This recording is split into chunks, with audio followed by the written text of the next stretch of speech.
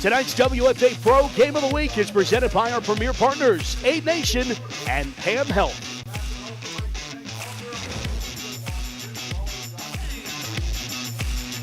From Mahalik Thompson Stadium in Slippery Rock, Pennsylvania, on the campus of Slippery Rock University, WFA Pro action for you tonight as the Tampa Bay Inferno come to Pittsburgh to take on the Pittsburgh Passion, who open up the home half of the 2026 season.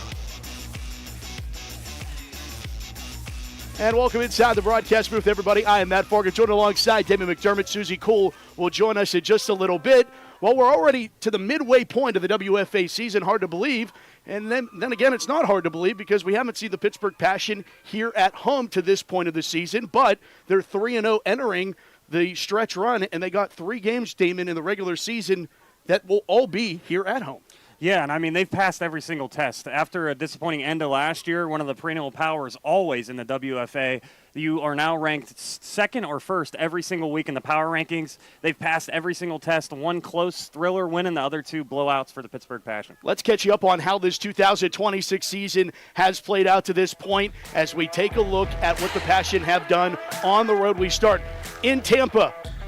It's Ellie Napo, new name, nothing new to her game. She gets it started, 2 touchdowns in Tampa. And then Emma Gurley, she comes in to play quarterback. She finds Angie Cardillo. Passion in a big one on this one as Marcelina Chavez back in at quarterback. She's going to find her favorite target, Jana Meister, for a touchdown, 56-14. Passion go to 1-0 on the season. Then we go to our nation's capital, Passion in D.C., and it's more Ellie Napo. Getting to the corner, getting a stiff arm, getting to the pylon. Passion now trailing 14-7. Give it back to Ellie. She's going to make things happen. She does 14-14. But DC, they drive late in the second quarter. Passion defense forces a turnover. They are able to jump on it, stop DC from scoring. That sets up this 14-14. 2 seconds left to go. And Cody Johnson, if you have a chance, take it. 17-14. The Passion go to 2-0 in thrilling fashion, a walk-off winner. Let's go to the Queen City, Cincinnati. The Passion Road Warriors 2-0, and they leave no doubt as Makai Chavez off the left side. I won't go around you. I'll just go through you. Touchdown for Pittsburgh, and then she can do it with her legs. She can also do it with her arm as she hooks up for a touchdown. Meyer gets into the end zone, and the Passion win in a rout 42-0, and that's how we've gotten to this point in the season. 3-0 for the Pittsburgh Passion, and now it's time to look at this game and our featured players. Who are you looking at for the Tampa Bay Inferno? Yeah, for a year they had a couple injuries. Akai Taylor has really stepped up for them in the backfield, averaging 8 yards a carry. She has 3 touchdowns. Now, T. Roberts is back, but Taylor and her is more of a, I would say, flash, and then you have that power with T. Roberts now really sets up a really nice run game. She's also going to play some linebacker, and she's really going to be able to be that center captain of that defense as well. Really like how Taylor plays.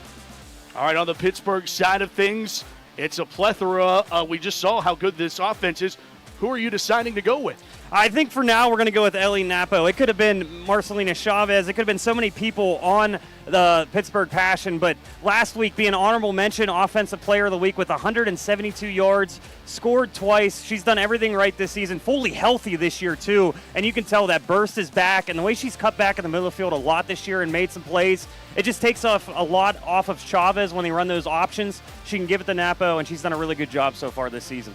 It'll be fun to watch her run through this Tampa Bay defense here tonight.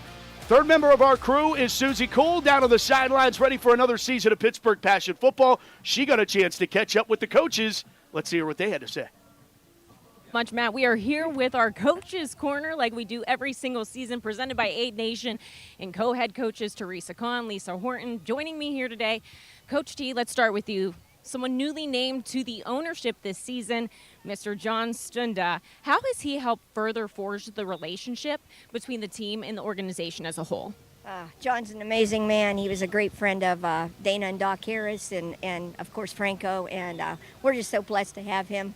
And he shows up at the retreat. He's just been around since he joined, and we appreciate him. Now, Coach Horton, that offense is looking fire so far this season. So how have you seen that unit continue to grow each week? Every week we grow. Complimentary plays and what we're doing. Our mentality is 1% better. every practice, every rep. So they've really embraced that this year and like find ways to get better every week. So we're not going to peak till, hopefully in Akron. So. Coach T, Coach Horton, thank you so much for joining me today. Again, Coach's Corner presented by Aid Nation. Matt, back to you.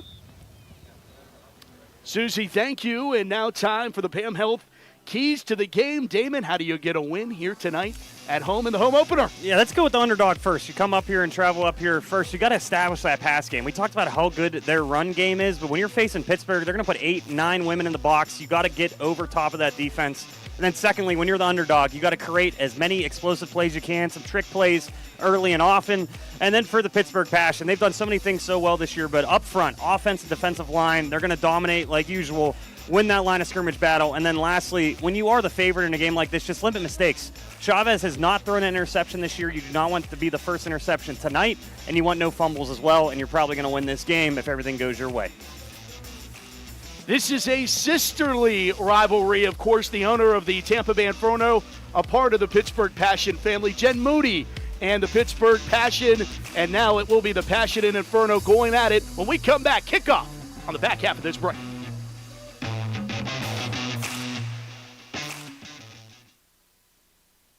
From heating and cooling to a large array of construction equipment, Herc Rentals has the gear you need to get the job done. Herc Rentals is already a staple in several communities across the United States and Canada and have been serving our customers' needs since 1965. With a catalog of equipment that spans the spectrum of almost every kind of solution you can think of. To learn more about Herc Rentals, visit hercrentals.com or call us at 1-888-777-2700. And joining us for tonight's coin toss, Dr. Karen Riley, the 18th president of Slippery Rock University. Kind enough to join us, of course, the home of your Pittsburgh Passion. And tonight's coin toss brought to you by Groundworks, the nation's leading provider of foundation repair, basement waterproofing, crawl space encapsulation, and concrete lifting.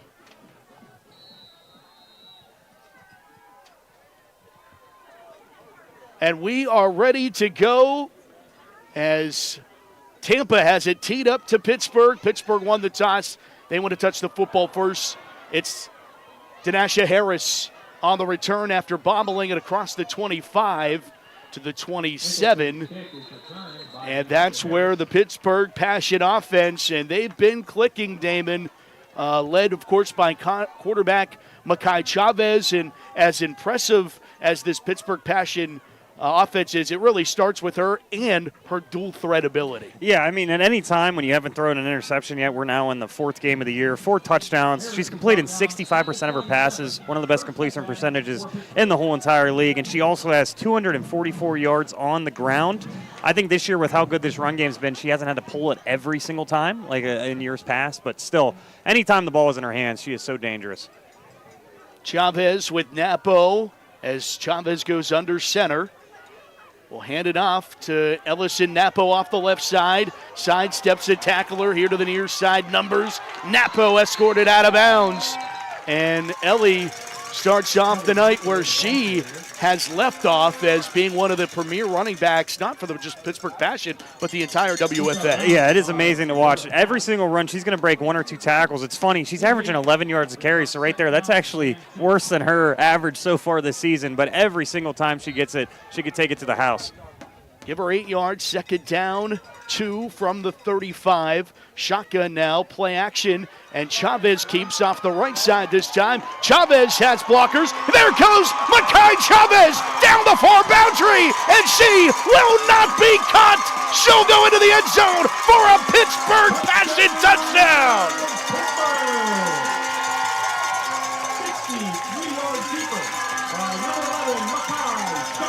65 yards for the Passion touchdown on the second play from scrimmage. What a run and what a block by Cody Johnson on that right side. Unbelievable play by Chavez right away. Napo, she gets the first carry. Now you have defenders thinking that she's going to maybe take it again.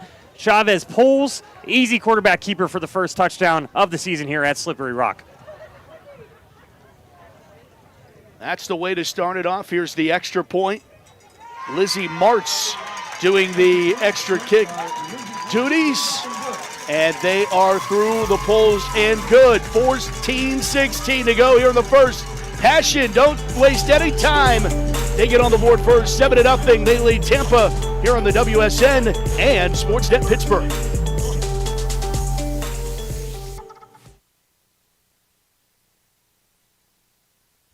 At Diesel Sports Complex, located in Cranberry Township, our mission is to develop athletes, empower families, and transform communities through elite coaching, innovative programs, and total player development. We proudly support female athletes and partner with the Pittsburgh Passion to inspire the next generation of strong, confident leaders. Whether it's private sessions, small group training, rep access, or full development memberships, we meet athletes where they are, and it starts with one visit, one session, one rep.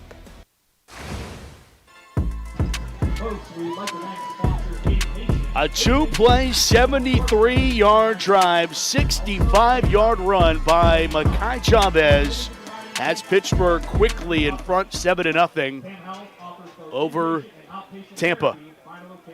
And I'm going to give her credit one more time. The block on the outside by Cody Johnson right there, it's so valuable. The wide receivers and tight ends for the Pittsburgh Passion could spring those long runs. What a play by the Passion to kick off their home opener. Emily Smith has it teed up for Pittsburgh. And here is Meg Joyce on the return, and she gets flattened down quickly. Good job of the kick return unit. As Meyer on the tackle for Pittsburgh, and now we see this Tampa Bay Inferno offense, and maybe the offense hadn't played up to where they wanted to this point, Damon, but they hung around with the DC Divas a week ago as we take another look at the Makai Chavez touchdown. See that block right there, springs her, and then when Chavez is in open space, nobody's going to catch her, especially if she gets that stiff arm off like she did right by the line of scrimmage. And then look, I mean, she's beating every woman there by 10, 15 yards. She knew right away as soon as she saw that hole. What a run by Chavez. Talked about how she doesn't have to run as much this year, and then she does that on the first drive. And it's something that defenses have to pay attention to because she's dangerous out in that open space as we get a handoff on first down and 10, a 1-yard gain off the left side as they gave that one. Ball carrier was Tia Holmes, the ball carrier. Cash on the tackle for Pittsburgh. And Matt, one thing to really look for, and until the Inferno show they can pass the football, you're going to see 8 to 9 women in the box at all times right now. We don't have a safety over the top right now. They are playing in the box. And that's what Tampa loves to do. They love to run the football, and they go right back to it. Tia Holmes, again, the carry. And we talked about 2 running backs for Tampa, and, of course, it's the one we didn't talk about that gets the first 2 carries. Yeah, I mean, that's the running monster that is Tampa.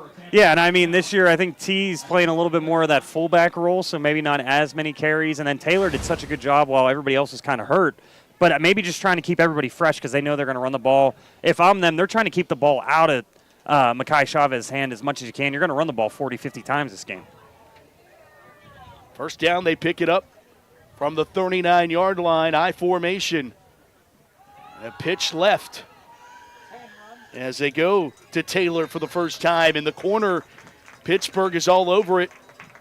First one on the scene is Caitlin Niedermeyer, one of the long-standing legends of this Pittsburgh Passion defense. And she's not slowing down. First team all-conference last year as well. Saw her playing offensive line and defensive line. And I mean, at all times, she's demanding a double team. If you go one-on-one with her, she's going to do exactly what she did right there. She's going to blow up a lot of run plays. Still give her 3. Second down and 7. Ball sit to the 42-yard line. As Taylor back to pass, steps up into the pocket, now going to take off and run with it, and there goes Lowell down the far boundary. Lowell has speed, goes to the second gear, and no one will be able to catch her. She'll go in for the Tampa touchdown. What a run, improvised there, but we do have at least a timeout. I think it's going to be for an injury, so the touchdown will stand, but that looked like a broken play. A lot of the routes just never developed, and Lowell said, I just got to take it myself. What a scamper on the left side. You see, she'll look downfield early, then right away she knows she's tucking it, and right here you think you're going to get her out of bounds. She finds an angle, and then she just outruns everybody. It looks a lot like Chavez's run right there. We have 2 dual quarterbacks really showing off their legs early in this game. Taylor out of Tampa, Florida. And adds a new wrinkle to this Inferno offense that quickly responds. That was Alyssa George, the injured Pittsburgh Passion player that is, as you see there, walking on her own to the sideline. Of course, George spent a couple seasons ago, she was the Passion quarterback. She's been one of those players that says, plug me in where you need me. She is a team-first player, and good to see her okay. And I think the Passion have a lot of women like that, and that's why they're always so good. I mean, they can play so many different positions at all times, but here's the extra point by the Inferno to tie this up, and a shocking touchdown. It is good. The extra point, Kristen Nicholson puts it through the poles. And another look. Taylor Lowell wheeling and rambling her way to an Inferno touchdown and a tie ball game here in the early moments of our opening quarter. And we went through that recap. I think that's probably the biggest play that the Passion have given up this year, yardage-wise. And, again, it was just one of those plays where pass rushers did a really good job getting in the backfield, but as soon as she saw that play break down, she just put her head down and said, hey, I got to make a play. And I think she even surprised herself when she got to the outside there. There was just nobody there to catch up to her, and now it's 7-7. And for a lot of people that might have thought this game could get out of hand early with the Passion dominating in their first matchup, Inferno showing they're going to have a little bit more fight here today, as they lost that first one, 56-14. Well, it wasn't as fast as Pittsburgh, but it was still pretty fast regardless. 4 plays, 73 yards, and they were identical in yardage. Passion's 73-yard drive. Tampa says we could do that too, capped off by that 58-yard Taylor touchdown run. This one bounces over the head of everyone. Harris can't handle it. Finally, bobbling it around there at the 5-yard line. Harris trying to weave out of danger, and she's not going to be able to as Tampa swarms to the 11-yard line. So Pittsburgh with their backs against the wall here, as we'll check downstairs with the third member of our crew, Susie Cole, down to the sidelines. Thanks so much, Matt. Matt and Damon, we've seen a lot of back and forth here already, but despite Pittsburgh beating Tampa Bay 56-14 last time out, head coach Teresa Kahn said she is not counting out Tampa Bay today. We've already seen that Tampa Bay will bring their size, their physicality, and she even gave me a hot take. She said this game might come down to that final possession. Matt? That would be interesting, Susan, especially from the fact that how lopsided it was down at South Florida. But some of these teams in the WFA Pro take a few weeks to get everything moving and operating to full speed. So that could be the case, is now we get Napo strung out to the near side boundary. Now she's going to reverse field, go all the way back to like the 2-yard line. She was almost in the end zone and gets dumped back there. And I appreciate the hustle there from Ellison Napo, but now the Passion back on the shadow of their own goalpost. Yeah, on a run like this, it looked like she was about to give up right here at the sideline after this stiff arm, and then she said, maybe I can take it around, but there were so many Inferno defenders right there. You can count 4 or 5, so really good job by them. Good pursuit angles to not let her cut up field. And maybe, like I said, Tampa Bay with good field position. Now that play, you never know. This is where it gets really stressful when your back heel is on the end zone. They give it back to Napo off the right side this time. Napo being patient. She gets pulled down from behind, and then help arrives to finally bring her down as she'll pick up 3 yards on second down. So still third down and long coming up here for Pittsburgh. They'll need the 20, just shy of the 22. And they'll get to speak it over for an official timeout and injury, but wanted to mention Roberta Pass right here on this one. Keeps that outside shoulder free the whole entire time. You see her on the left side of your screen chasing all the way down Napo. That's a hard thing as one of the faster running backs in the league, and then just waiting for your teammates to help you out. But that stretch run we saw work so well last week against Cincinnati, it looks like the Inferno has sniffed it out since that first drive. Now we have an injured Inferno player down, and the athletic training staff looking to attend to her. Tampa comes in 1-2 on the season. We mentioned Pittsburgh's unblemished 3-0 mark to this point, and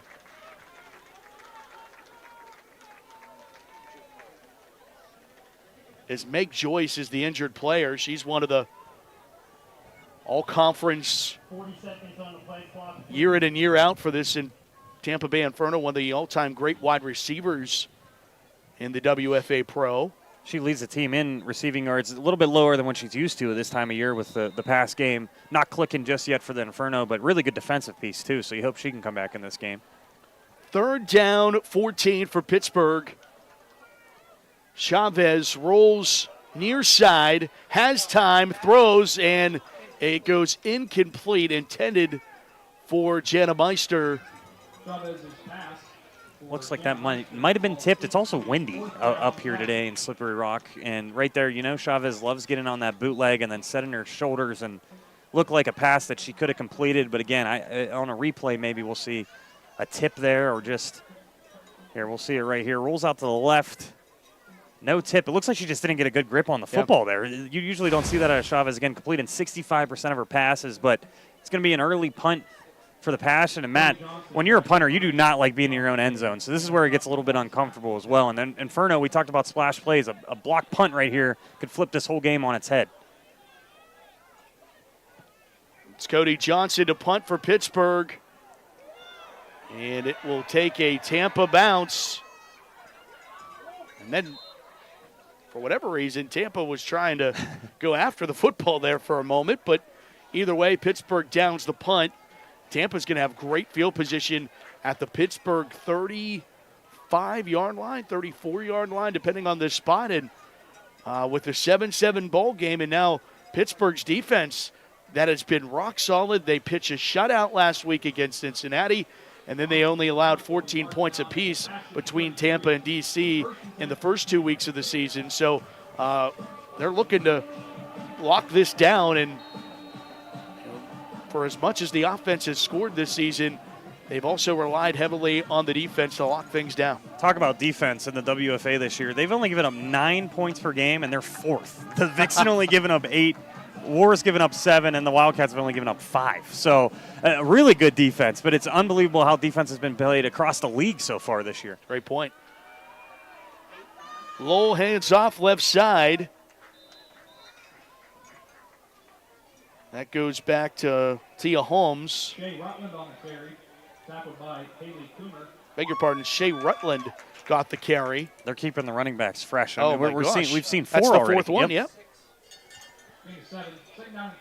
And again, if your passing game's not working, and you can be predictable, but run game, if you can get 3 to 4 yards, coach is never going to be upset with that. Just again, keep the ball out of Chavez's hands as much as you can, and play the clock game early and often.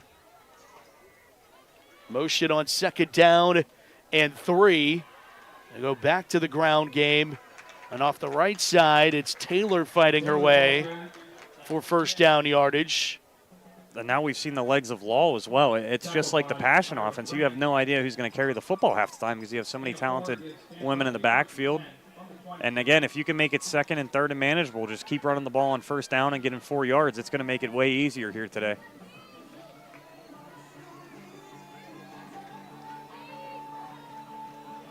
So they'll put T. Roberts in the backfield now with Lowell. Will get the snap, look near side, thinks about running. Now she'll drift over to her left, conducts traffic, and Pittsburgh's going to string her out to the far boundary and escort her out of bounds. Not wanting deja vu of the last drive, Haley Coomer does the escorting for Pittsburgh. Yeah, right there. After that big run, you can tell the pass rushers, as soon as they know they're not going to be able to get that sack, then it turns into, let's get her to the sideline and get her away from getting upfield right there. Good downfield blocking as soon as they saw that she was going to scramble there, and you get a couple yards on 1st down. See the scramble right there, and then right away, you see 5 different Passion players right there, but she is speedy. I mean, she almost got that corner still. 2nd down and 6 after the pickup of 4. 2nd back through the hole. Ball's on the floor. Pittsburgh scrambling for it. And Tampa will recover somehow. Big time hit by Pittsburgh. And Brought down. Somehow Taylor was able to get this ball back, I believe. One of my favorite players. Cash. I was going to say one of my favorite players last year, Tiana Cash. You'll see right there, beats the Inferno inside right there, and then it looks like she has the ball, but somehow, some way, we know how down when you start fighting for that football, you never know what's going to happen, and Cash can't come up with it, but was top 3 on the team in sacks last year. Might have led the team in sacks. Got to look at last year, but I know down the stretch, Cash played so well up front for the Passion. 3rd down and 8 as the clock winds, 7:30 to go, opening quarter. Lowell rolls here to the near side. Looks, throws, floats it towards the end zone. Incomplete. Joyce, the intended receiver, and nothing doing in the hip pocket. It was Jasmine Jones in coverage. Really nice coverage there. They went for a little post corner route off of that bootleg. Meg Joyce, you talked about how well she is, one of the best receivers we've seen in this league, but could not create any separation on that route. So 4th down at Pittsburgh. Defense about a play away to try to dig out of handing Tampa good field position here. And Passion defense trying to lock it down on a 4th down at 8. Tied at 7. Big play here, early moments of this one. Taylor for the shotgun. And a timeout called by Tampa. Tampa Bay, first timeout.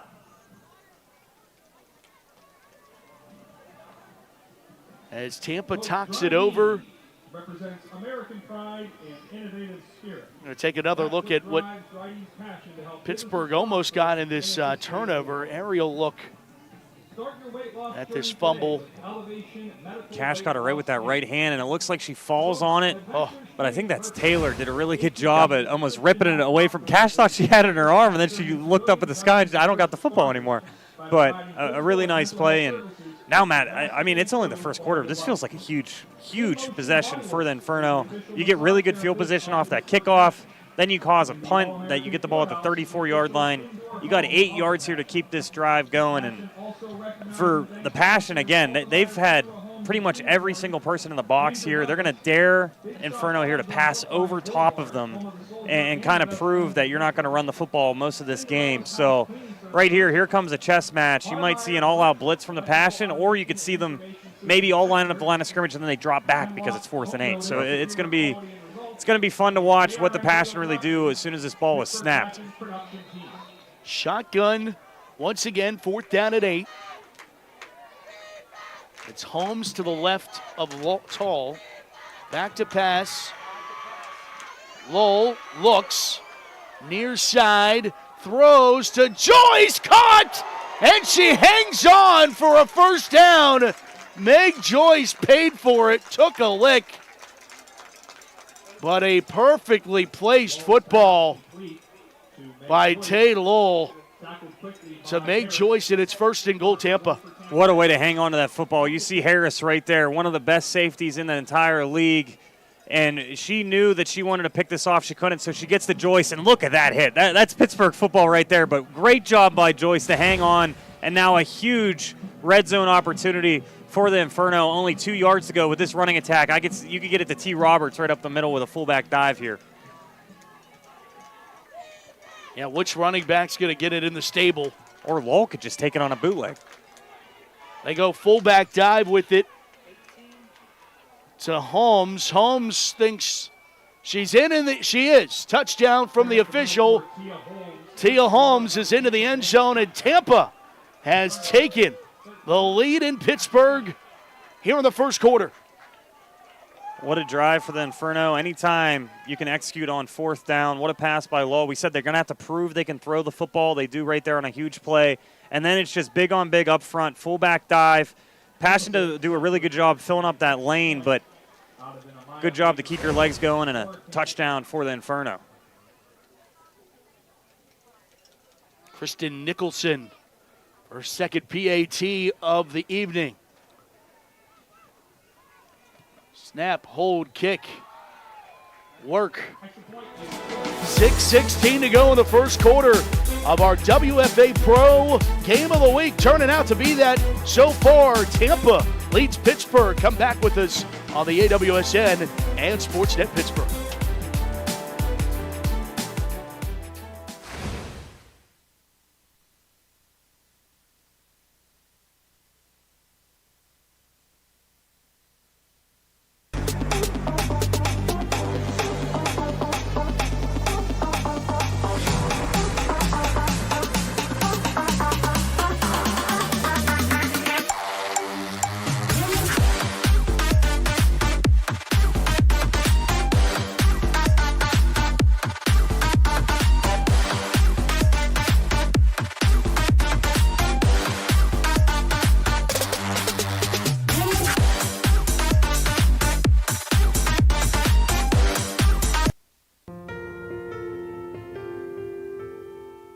Most individuals, when they have an injury, they want to get back immediately, whether that is getting back to work or getting back to sport or getting to their next yoga workout. We really want to give them pain-free function and mobility as best we can for the extent of their lives, so they can be active, so they can enjoy being with their loved ones.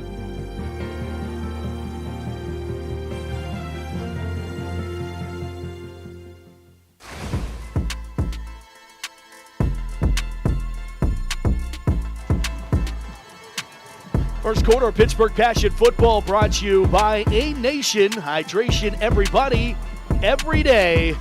And there's the iconic look at our American flag.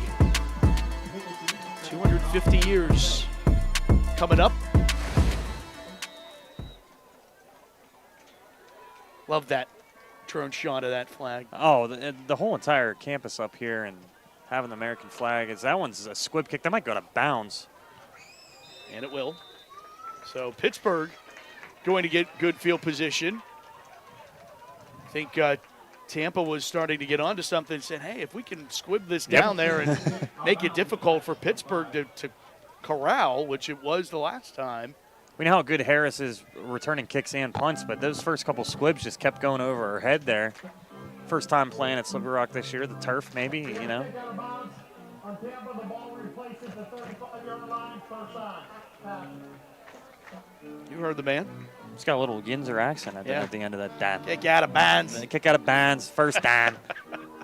We're on Sportsnet Pittsburgh. You know, we casted the refs. Where's Jerry Lynn when you need him, right? Great crowd on hand. Postcard perfect day for WFA football here tonight at Slippery Rock, and high just cracked into the low 70s and stay into the 60s throughout the ball game today. 70 degrees now there.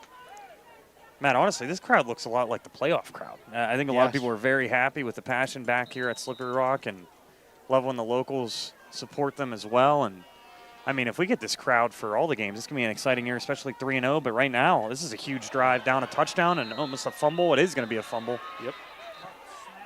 Napo grabbed it and was trying to do something with it again, and they were going to roll her down at the 31-yard line. So Loss of 4 makes it second down and 14 for Pittsburgh. See it right here. Snap just never gets there, and then the knee's down right there, so they call her down. And again, props to Tampa Bay coming all the way up here. You think there might be some travel lull.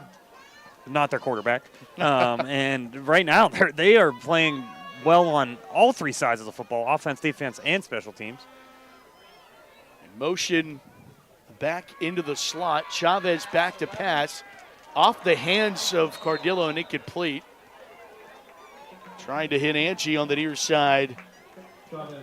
Could not make the connection, and will go to third down and 14. And if she catches that, that's going to be a tough anyways. You had two defenders by her right there. Good coverage by the Inferno, but Chavez looking downfield and has one of the strongest arms in the WFA. Just rifled it in there right off the fingertips. Now a long third down again. Back-to-back drives for the Passion. Third down at 14. Play action. Rolls. Will throw near sideline. Tight ropes the boundary. Incomplete. I'll say she was out of bounds. Paige Bragg on the reception that wasn't. Chavez's pass to Paige Bragg out of bounds. Love the play call, getting Chavez out on the bootleg. And like I say all the time, she does a really good job squaring up her shoulders. And yeah, it just looks like that one cleat was touched out of bounds right when she caught it. But love the play design, and just maybe a millisecond earlier, so Bragg has a little bit more space. But now it's going to be another punt for the Passion. And Tampa Bay, again, first game 56-14, Matt. But now here we are. They got the lead, and they're going to get the ball back. Yeah, and I can't help but ask, with the success that Pittsburgh had with the RPO and Chavez, I'm surprised we didn't see it on this possession.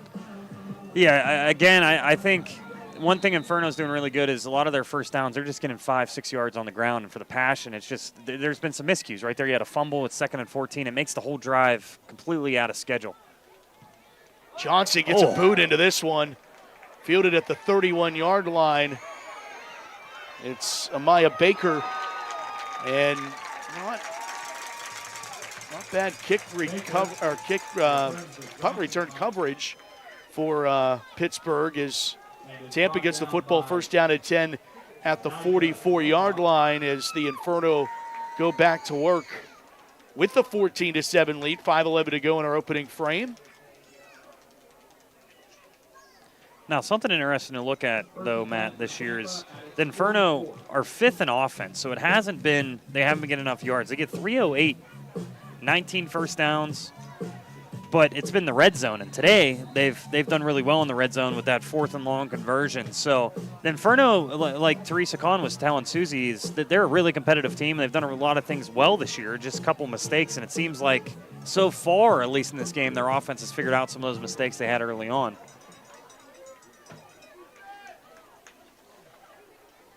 Back to work. And they go back to the ground at Tia Holmes. Not much available. Leading the charge for Pittsburgh is Tiana Cash. Brought down by Cash. Chico also in on that. Bring up second down. And they only get one, and this is where Pittsburgh, not too many teams run the football like Tampa runs the football. For the old soul of football, they have to really love it.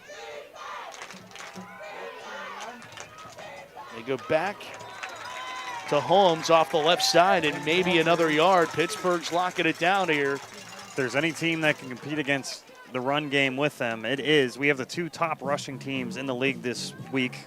Passion with 870 rush yards, 290 a game, and Inferno 759 with 253 yards. So Passion, when they go offense versus defensive practice, this is exactly what you're about to see this week against the Inferno for sure. How many teams you see 3rd and long, they're in I formation? They go sweep right, and Pittsburgh has it read beautifully in the backfield. Pittsburgh blows it up. Ashley DeChico.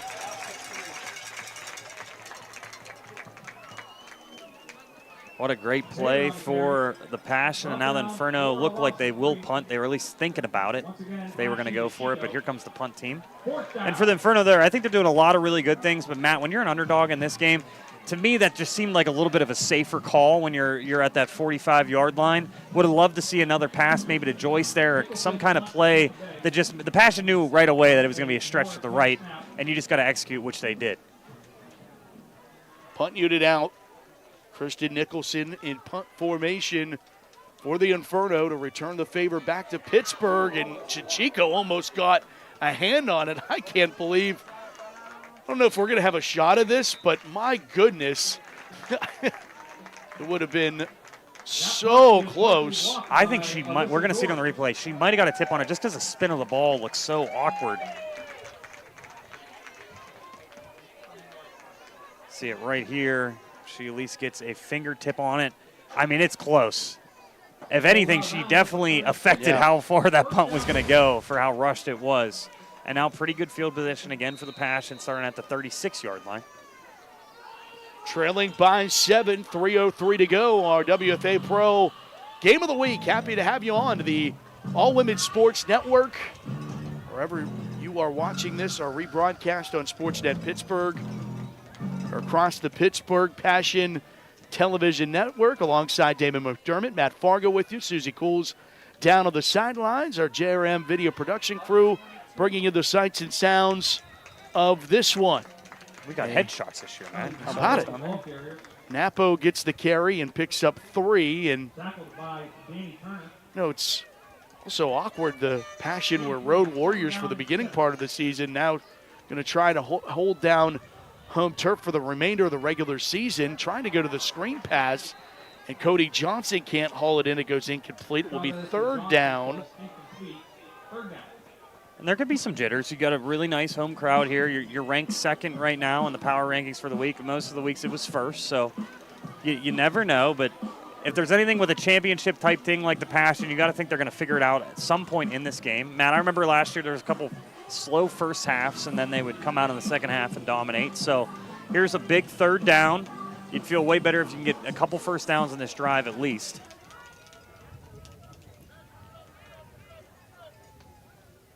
Back to pass. Chavez, little pump fake. Throwing, trying to get Napo, and cannot get to her just out of her outstretched hands. And it'll go to fourth down now for Pittsburgh. I don't think there's a doubt. I think they're going to go for it. They are frustrated how this offense is going. No, now it looks like they're going to switch. So at first, offense wanted to stay out there. Little announcer's jinx. Now they are going to go punt team. And your defense has responded really well with that last drive. There's no reason to really risk the field position. And watch out for Johnson. She had a heck of a kick the first one. It was a bomb, but it was a good return also from the Inferno. So see if you can flip the field right here if you're the Passion. Of course, Cody Johnson also had that walk-off field goal against the DC Divas to win at 17-14 in our nation's capital. And she gets this one, another great punt away. And it's going to take a Pittsburgh roll. Cody Johnson. That's exactly what you needed. Out at the 13-yard line, a field flipping play there. 48 yards on the punt. A lot of the times in the WFA, a lot of punters average around 30 to 35 yards. You get a good punt there by Cody Johnson, assistant soccer coach, tight end on this team, punter, kicker on this team. She does so many things so well for them, and what a way to flip the field position. And then you can kind of get this crowd back into it if you can get a sack here or at least force a punt. But right now, right, you see down there, they're talking offensively. Just been a struggle since that first drive where Chavez pretty much made the play herself on that keeper. And the Pittsburgh defense has to appreciate Cody Johnson's efforts to try to pin Tampa back and maybe try to get something, make defense the offense in a situation like this. Always got to look for Harris. Never know when she can make a play. They go back to the ground game, and it's T. Roberts, and Roberts shrugs off one. She is tough to bring down.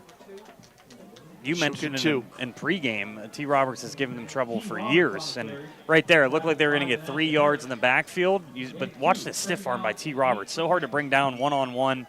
Really nice stiff arm, and then just fall forward for a yard or two. I know it doesn't seem like a lot, but 2nd and 8 is way better than 2nd and 13. You can still run the ball here on 2nd down if you want.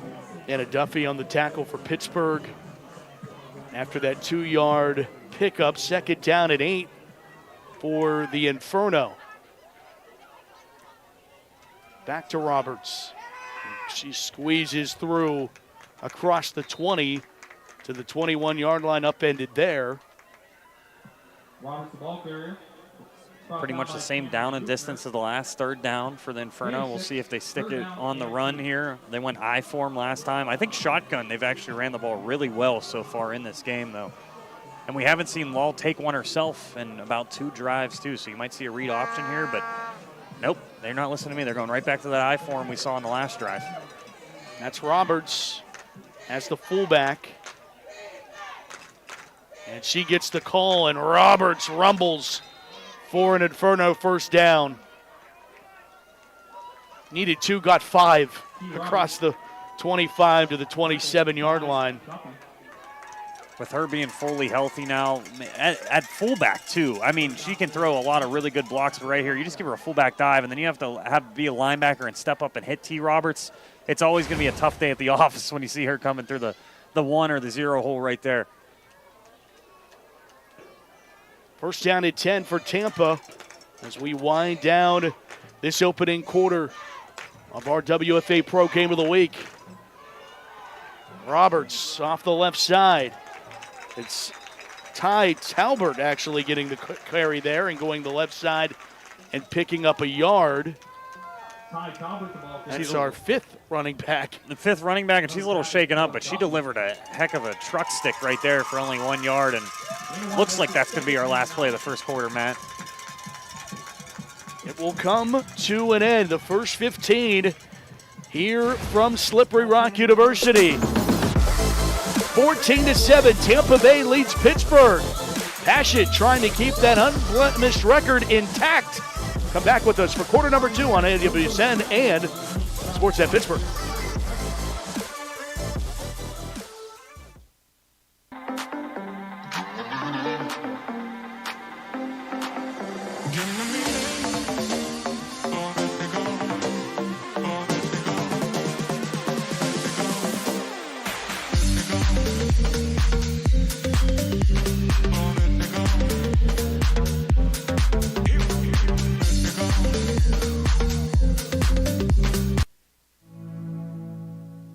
Let's change.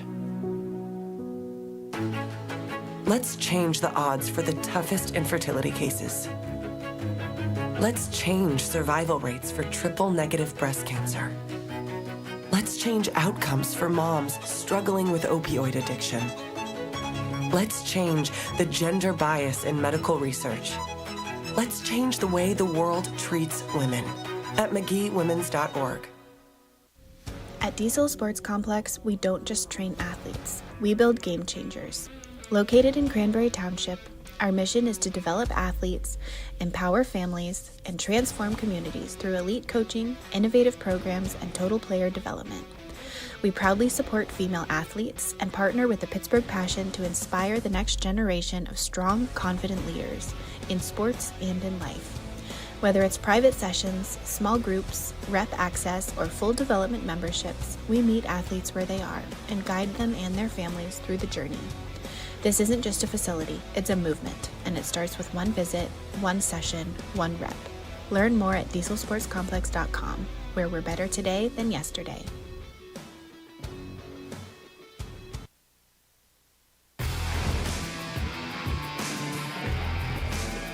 After one quarter of play, Tampa Bay leads Pittsburgh 14-7. Back to Slippery Rock University's Mahalik Thompson Stadium as we begin quarter number 2 with a second down and 10 for Tampa.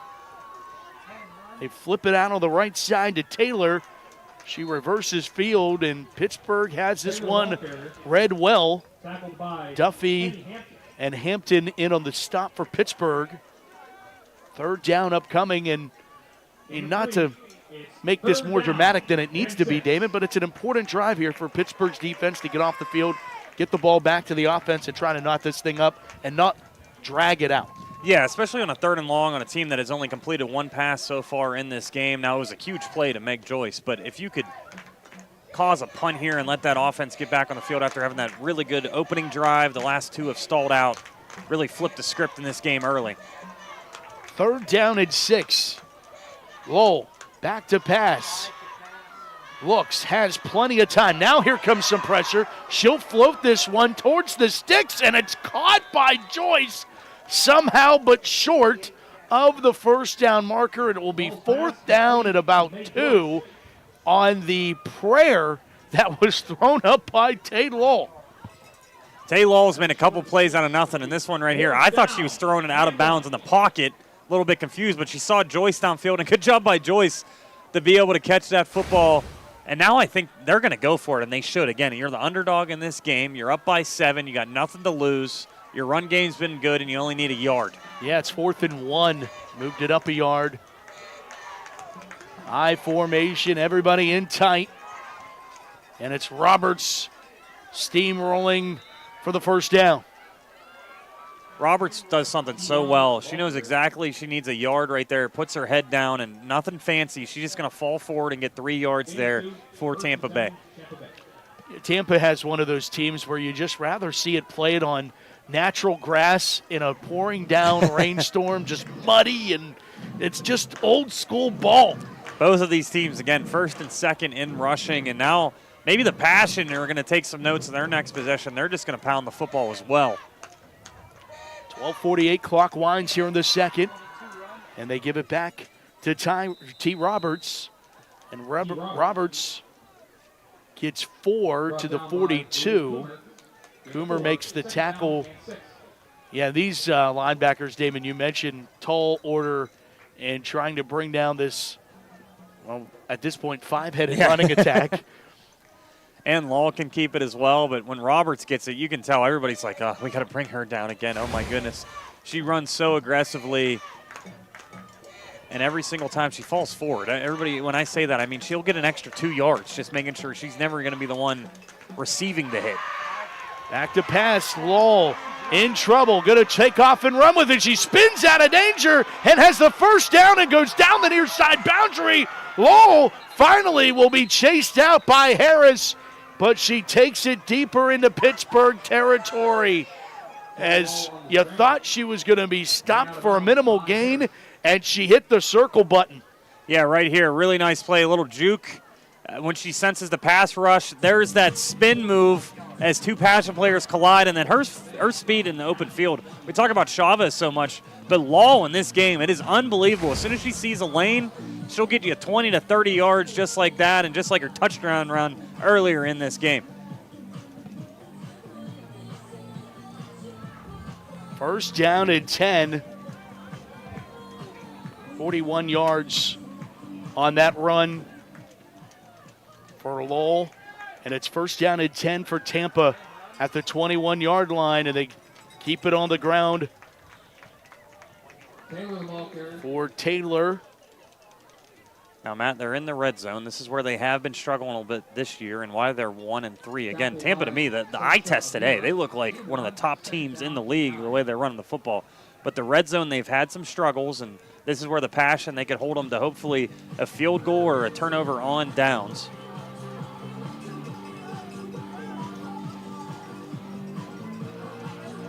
So it's T. Roberts to the right of Lowell. They go 4 wide here. Back to pass. Lowell steps to the right, sidesteps, and she is decked, sacked. Pittsburgh finally gets to her, and it's Caitlin Niedermeyer who does it.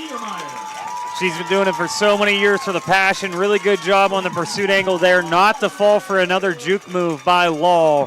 When your defensive line can give you a pass rush like that, it's going to change this game for the passion. And now it's 3rd and long for the Inferno. She looked to her right, as you see it here on the replay. There was nothing available. That was Tyra Grant, who was, well, if you go this way, I'm right here to hug you.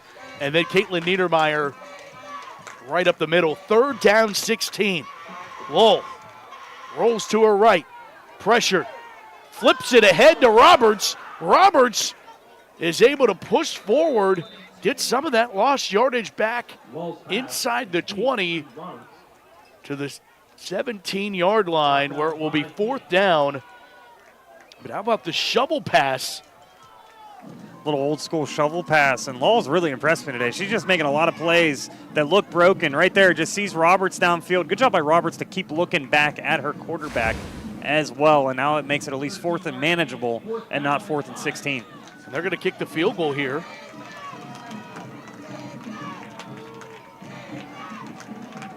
Should be a 34-yarder. Sounds good to me. 32. 32, and it's well short. And Pittsburgh holds. Damon, you called it. Tampa gets into the red zone, and then Pittsburgh slams the door shut on the Tampa offense. Continuing coverage of 2026 Pittsburgh Passion Football, brought to you by Pam Health. Pam Health, committed to combining patients with the best care and outcomes. They offer both inpatient and outpatient therapy. Find a location near you. Thanks to Pam Health, bringing you tonight's 2nd quarter WFA Pro Division Game of the Week. There's Lisa Horton, one of the all-time great quarterbacks in women's professional football. And she wears a few hats in her career as head coach, co-head coach of the Pittsburgh Passion.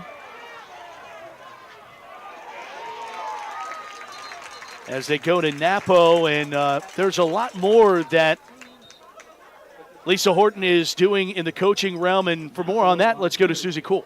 Yeah, Matt and Damon, some congratulations are in order for co-head coach Lisa Horton here, being newly named this week for Slippery Rock University, the head coach of a new program here at the school for the women's flag football team. Now, the season won't go underway next year. It will start in 27-28, and Coach Horton takes over the position officially on July 1st, but she is so excited. She said she already has 15 recruits, but that's not all Coach Horton does here at Slippery Rock University, also a part of the men's football coaching staff as well, so a lot of hats worn there for Coach Horton, but let's give her a congratulations. Matt? Yes, Susie, a member of the Slippery Rock University football team's coaching staff, coaches tight ends for the university. As Napo gets ahead of steam after Pittsburgh picked up the first down on the last play. Back-to-back Pittsburgh Passion first downs, and the offense coming back to life here. Yeah, after that wonderful hit by Susie Cole, there was a face mask on the play, so it was a 15 yards for the Passion, and now they're going with that hurry-up offense we saw so much last week against Cincinnati. Chavez over the middle, got a receiver. Caught to Bethany Meyer, and Meyer holds it into the 37-yard line. It's a Pittsburgh Passion first down. Meyer comes into the season right now leading the team with 153 yards, 7 receptions, and she's that deep threat, averaging 20 yards a catch right now. And that was 22 on the pass and catch, and Tampa has seen enough of 3 straight Pittsburgh Passion first downs, and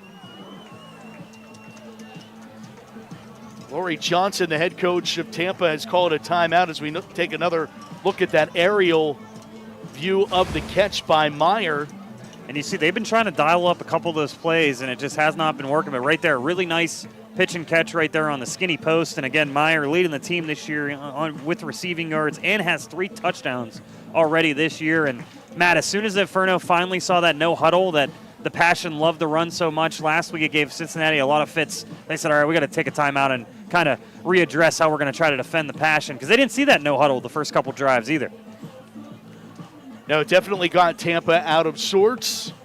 And what makes Pittsburgh's offense so good, Damon, is the fact that they're able to be pick your poison. Chavez is able to step into the pocket and throw a ball over the middle of the field as much as she is able to run it herself or hand it off. So it really is nice. And when you get into a rhythm like this, it bodes well for the Passion offense that has racked it up offensively this year.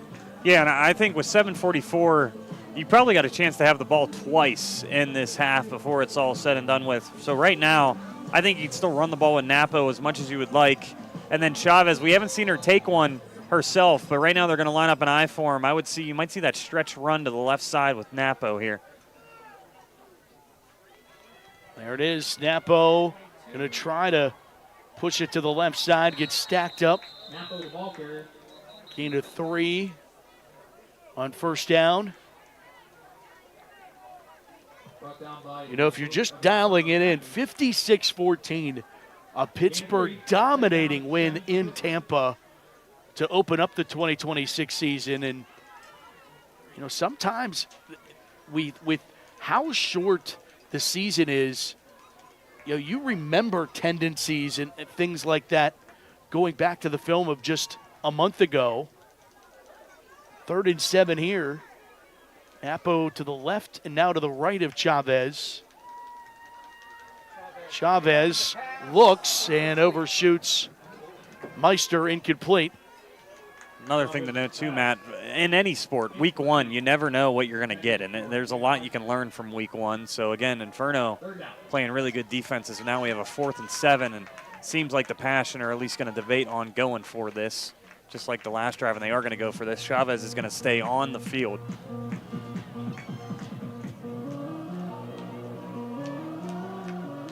Jenna Chavez Meister, one of the great wide receivers. This Pittsburgh Passion squad, I formation,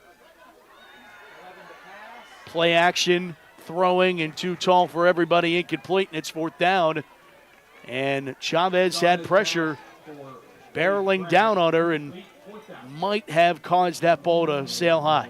Oh, I was 1 down ahead. I thought it was 4th down. Then now we're at 4th down. Sorry, I got mixed up, but now we're going to see if we're going to stay on the field here for the Passion, it looks like. And right there, it looked like Chavez really wanted to go and scramble, but really good job outside contain there from the Inferno. 4th down and 7. And after a big defensive stand by Pittsburgh, Tampa trying to have one of their own. See what Pittsburgh dials up on 4th down. Napo, they flip it out to Meyer. On the reverse, Meyer shrugs off one, stretches for the first down, and she's got it. Fresh set of downs, Pittsburgh. What a second effort there by Meyer. I thought she was going to end up being short on that reverse. What a play call, and what a way to run that play. There's so many different things going on, but you get the reverse to Meyer. Right here, it looks like she's going to get tackled. That second effort to get that right arm out there and get that first down for the Passion and keep this drive rolling. Drive continues on a 4th down conversion, and now Napo with a huge hole. Napo, a first down, sidestepped. Napo's into the end zone. Touchdown, Pittsburgh! From 16 yards away.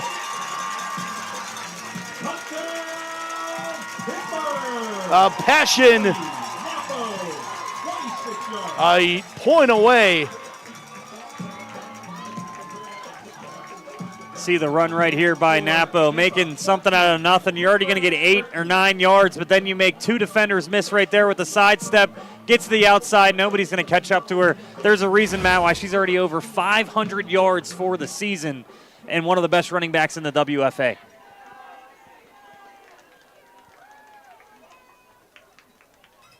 Extra point is through the poles and good, converted by Lizzie March. And we have a tie football game. Tampa Bay and Pittsburgh square on the AWSN and Sportsnet Pittsburgh.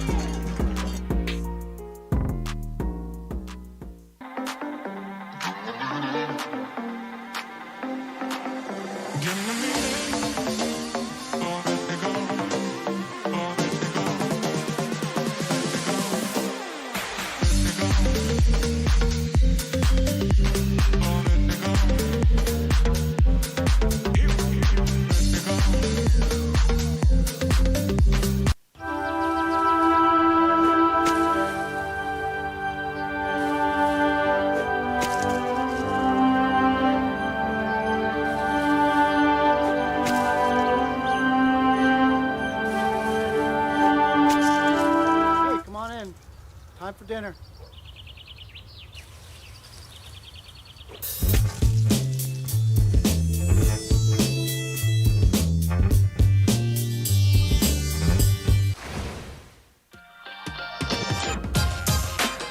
Pittsburgh Passion's 8-play, 80-yard drive. Converted on a 22, that's Ellie Napo, 31-yard run that got into the end zone for Pittsburgh, and we are tied 14-14.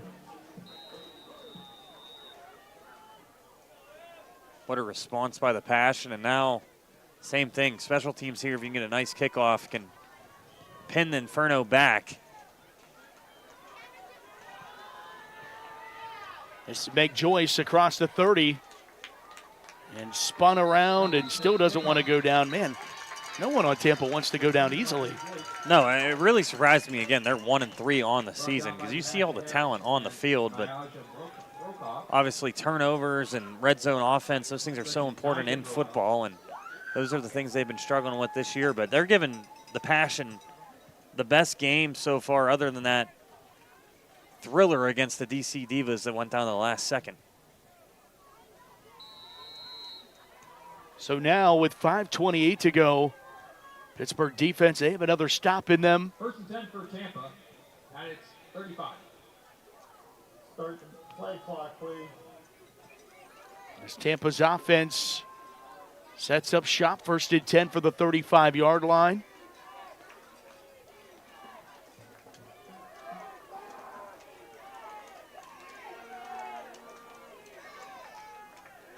And it's Roberts picking up 3 on 1st down. Roberts, the ball carrier, tackled by DeChico. Cash on the tackle. Official timeout injury. And there is an injured Inferno player down.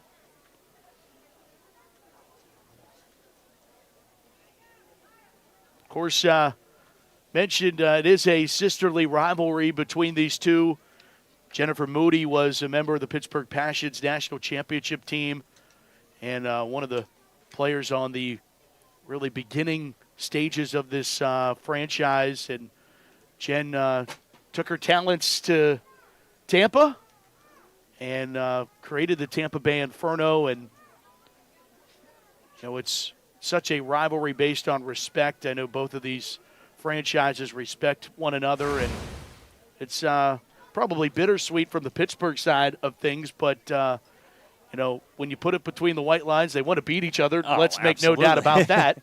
But at the same time, it's also like you can go have a beer with everyone after the game and get to talk about how it all broke down. So Yep, and for us, when we do these games now, my second year, and Matt, you've been doing it for a long time, it's the alumni. They never go away. They still talk about those championship teams and see the fans all showed up here today. There's a lot of support. So I think, like you said, there's going to be a clash in this game, and then I wouldn't be surprised we see them both at a nice bar or restaurant after this game, kind of talking about some old memories. that's one of the feel-good two programs here, the WFA, and good to see Smart up and walking.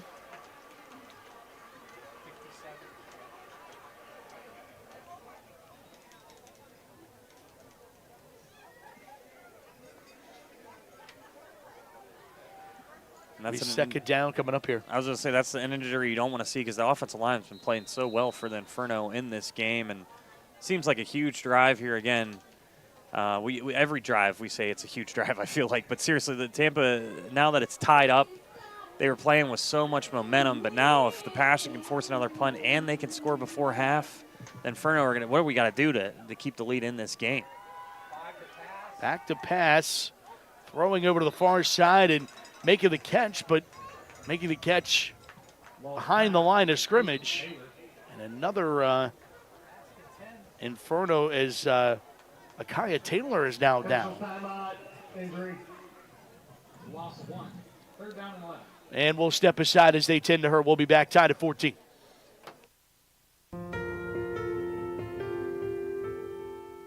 Most individuals, when they have an injury, they want to get back immediately, whether that is getting back to work or getting back to sport or getting to their next yoga workout. We really want to give them pain-free function and mobility as best we can for the extent of their lives, so they can be active, so they can enjoy being with their loved ones.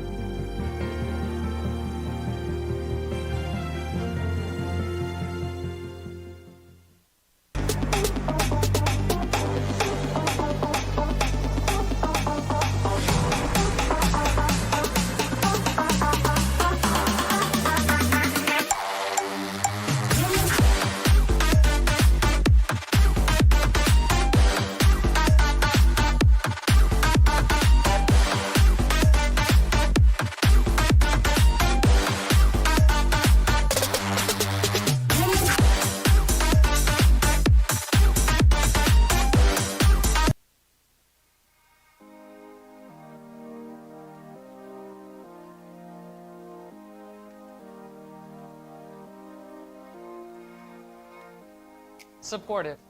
Grateful. Inspiring. Connected. Integrated. Community. Communication. Great. Fun. Meaningful. Inclusive. Dedication. Professional. Care. Opportunities. Excellent. Passionate. Family. Family. Awesome.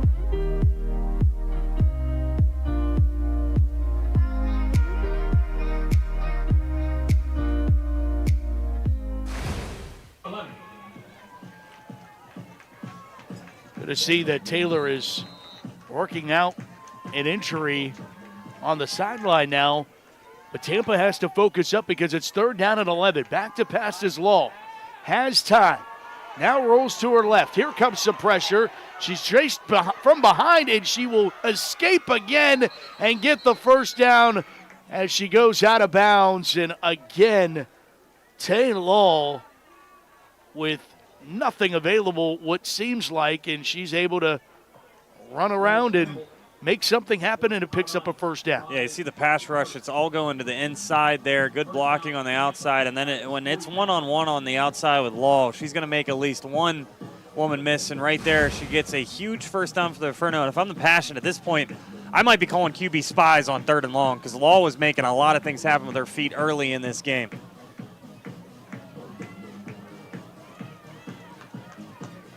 Four minutes to go here in the first half.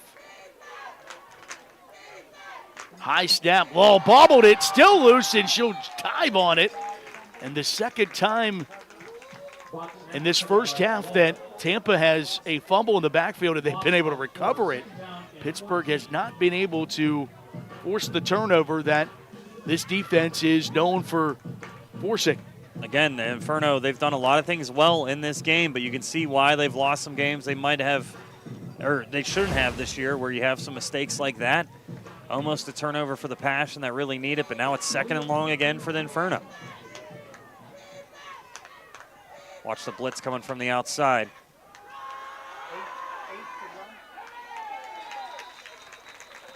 Give it off. That's Taya Holmes.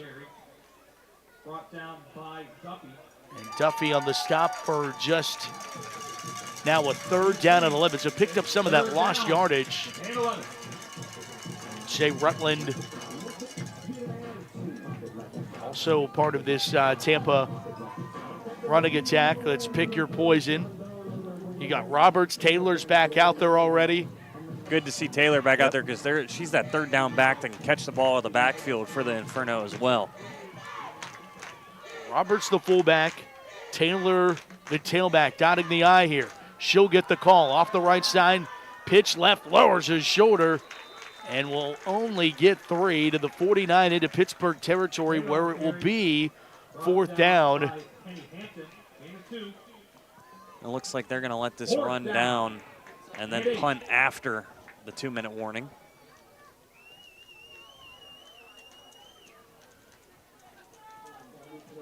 Nice drone shot once again, a beautiful slippery rock, and it is going to go down to the 2-minute warning, Matt. Yeah, there it is. Tied at 14 between Pittsburgh and Tampa.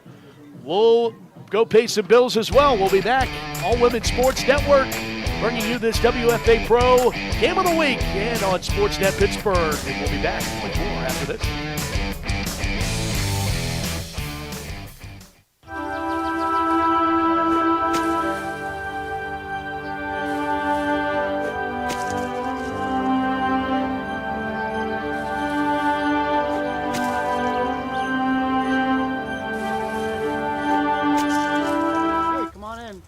Time for dinner.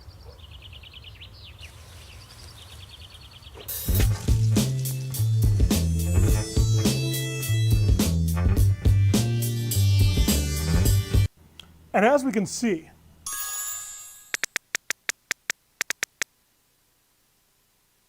the future of technology is with us. You might be thinking, Doc, this is truly amazing. And we got. Hey, is the projector ready? Come on, time for a team meeting.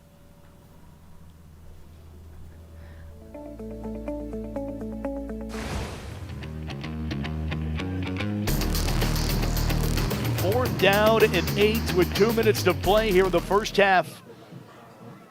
Back at Slippery Rock University alongside David McDermott. Matt Fargo here with you. Susie Cools down on the sidelines. This one's been a good one. Pittsburgh going to get the football back with 2 minutes as Nicholson goes back in punt formation. Not the greatest punt. Going to take a couple bounces. Picked up on the bounce by Harris, who makes a stop and go move, and across the 35-yard line, Pittsburgh takes over with 1:50. Let's check back downstairs with Susie. An injury update for Tampa Bay. Number 57 linebacker Aaliyah Hurst Smart. She went down a few plays ago. She sat on Tampa Bay's bench. She was getting her right knee checked over pretty extensively by her training staff. They do have her up and walking, but it is not looking good. She will be to be determined here for the second half. Matt? Thanks, Suze. Angela Smart, one of the nucleus of that Tampa defense. To keep an eye on her return as Chavez gets pulled down, nowhere to run. And ever since Chavez took off on that second play from scrimmage, Tampa has corralled her as Yanni Castro does the honors this time. And Castro, that was a really nice tackle, because if she doesn't tackle Chavez, she's getting at least 10 yards. And then a little chippiness after the whistle there. Both teams getting in each other's face. Looks like the second half is going to be not the friendliest affair between these two. Yeah, sisters fight at times, right? Chavez looking out in the flat, got Meyer, and it is a catch and an immediate tackle. Amaya Baker is right on the scene. That was Cody Johnson who hauled that pass in. And Pittsburgh takes the timeout, their first timeout, with 1:10 to go, and leads us to Pittsburgh expanding their ownership. John Stunda has joined the Pittsburgh Passion ownership team that now consists of Doc and Dana Harris, Tony Misitano, and of course John, and now John, and of course Teresa Kahn. John has been a longtime friend of the Harris family, and he is the owner and CEO of Gozo Travel, and now a member of the Pittsburgh Passion family. So welcome to John, not in attendance with us tonight, but I'm sure he will be next week, and it will be a great time to get a chance to talk with him and the expanding ownership of one of the premier women's pro football franchises.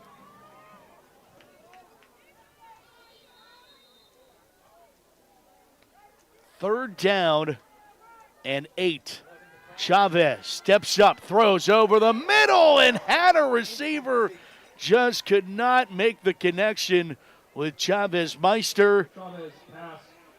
And it will be fourth down with 1:06 to play here in the first half. What's so important now, the clock stops and you save a timeout if you're the Inferno. See that pass again, really nice placement on it, just a little bit too inside for Meister. And now the Inferno, if they want to, you got 2 of your timeouts, and you can run your own hurry-up offense and try to get this lead. Or if you're a little bit scared of the turnover, you can knee it and go right back in the locker room having this game all tied up. Yeah, it's kind of an interesting situation because they are run first.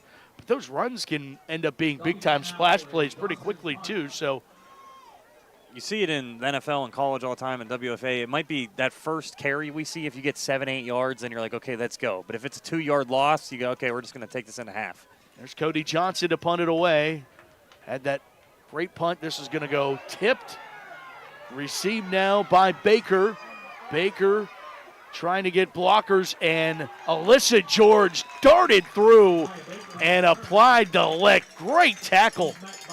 27 in your Pittsburgh Passion program. Big-time special teams play there. Circle that one. Won't make the highlight tape, but that's a big stop on special teams to not allow this Tampa offense better field position.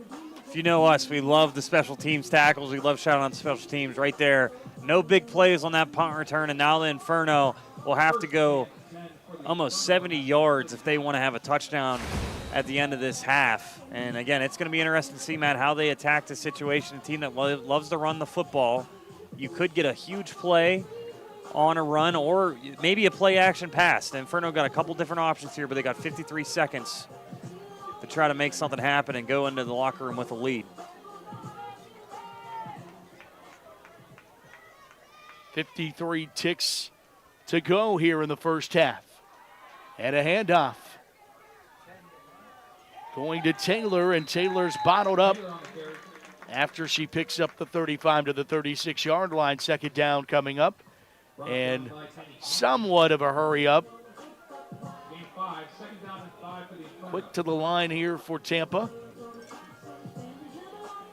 And now letting things kind of dwindle down. Now we're at 24 seconds. Probably does not run a lot of hurry up. It looks like there's some confusion. They only have one timeout, too, so we'll see. They might not even run a play here. Yeah, they've lost 20 seconds since that carry, and that's going to – maybe they're going to run one more play. It's under 10 now. I think it's just going to be a knee. Yep. You are right. That's what it is. Tampa perfectly content to take the Pittsburgh Passion into the locker room with a tie ball game. It's the WFA Pro Game of the Week, and for good reason. After 30 minutes of play, Pittsburgh 14, Tampa 14. Our halftime show and the road to Canton ahead. Watching here on the All Women Sports Network and Sportsnet Pittsburgh.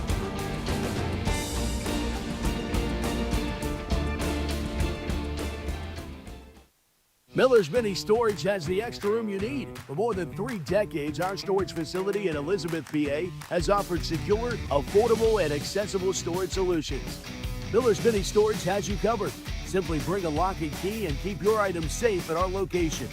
New insulated units are available with dawn to dusk access. Storing with us is easy and convenient. Visit millersministorage.com today and reserve your space. Miller's Mini Storage, your space, your way. Hi, I'm F. Doc Harris, and I'm here to talk to you about women's professional football. I've played a lot of video games, and I've watched a lot of football on TV, so that makes me an expert. I can tell you right now, I know what real football looks like. Oh, hey, Doc. Thank you. Good luck this season.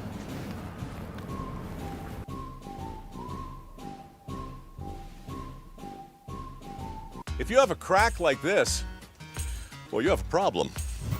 Today I'm learning how a cracked wall might mean your foundation is sinking. It always points towards the area where it's sinking. For example, this corner here, we're down almost a full inch of drop. Right, so that's going down and that's causing the crack. Correct. And then this door, they don't even use that door anymore. It cannot open. Baker's Waterproofing is now Groundworks. Schedule a free inspection. Let's change. Let's change the odds for the toughest infertility cases. Let's change survival rates for triple-negative breast cancer. Let's change outcomes for moms struggling with opioid addiction. Let's change the gender bias in medical research. Let's change the way the world treats women at McGeeWomens.org.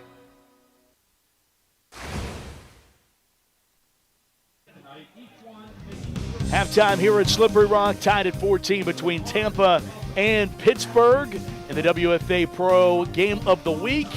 And I had a chance earlier to sit down with Pittsburgh Passion quarterback Mekhi Chavez, who spent time playing for Tampa and Pittsburgh. Who better to sit down and chat with at halftime than Pittsburgh's quarterback Mekhi Chavez. Part of the Passion presented by A Nation continues with Passion quarterback Mekhi Chavez, kind enough to join me. And Mekhi, thanks so much for taking some time out. Your thoughts on this 2026 season to this point, and maybe your thoughts on where this season is still to go.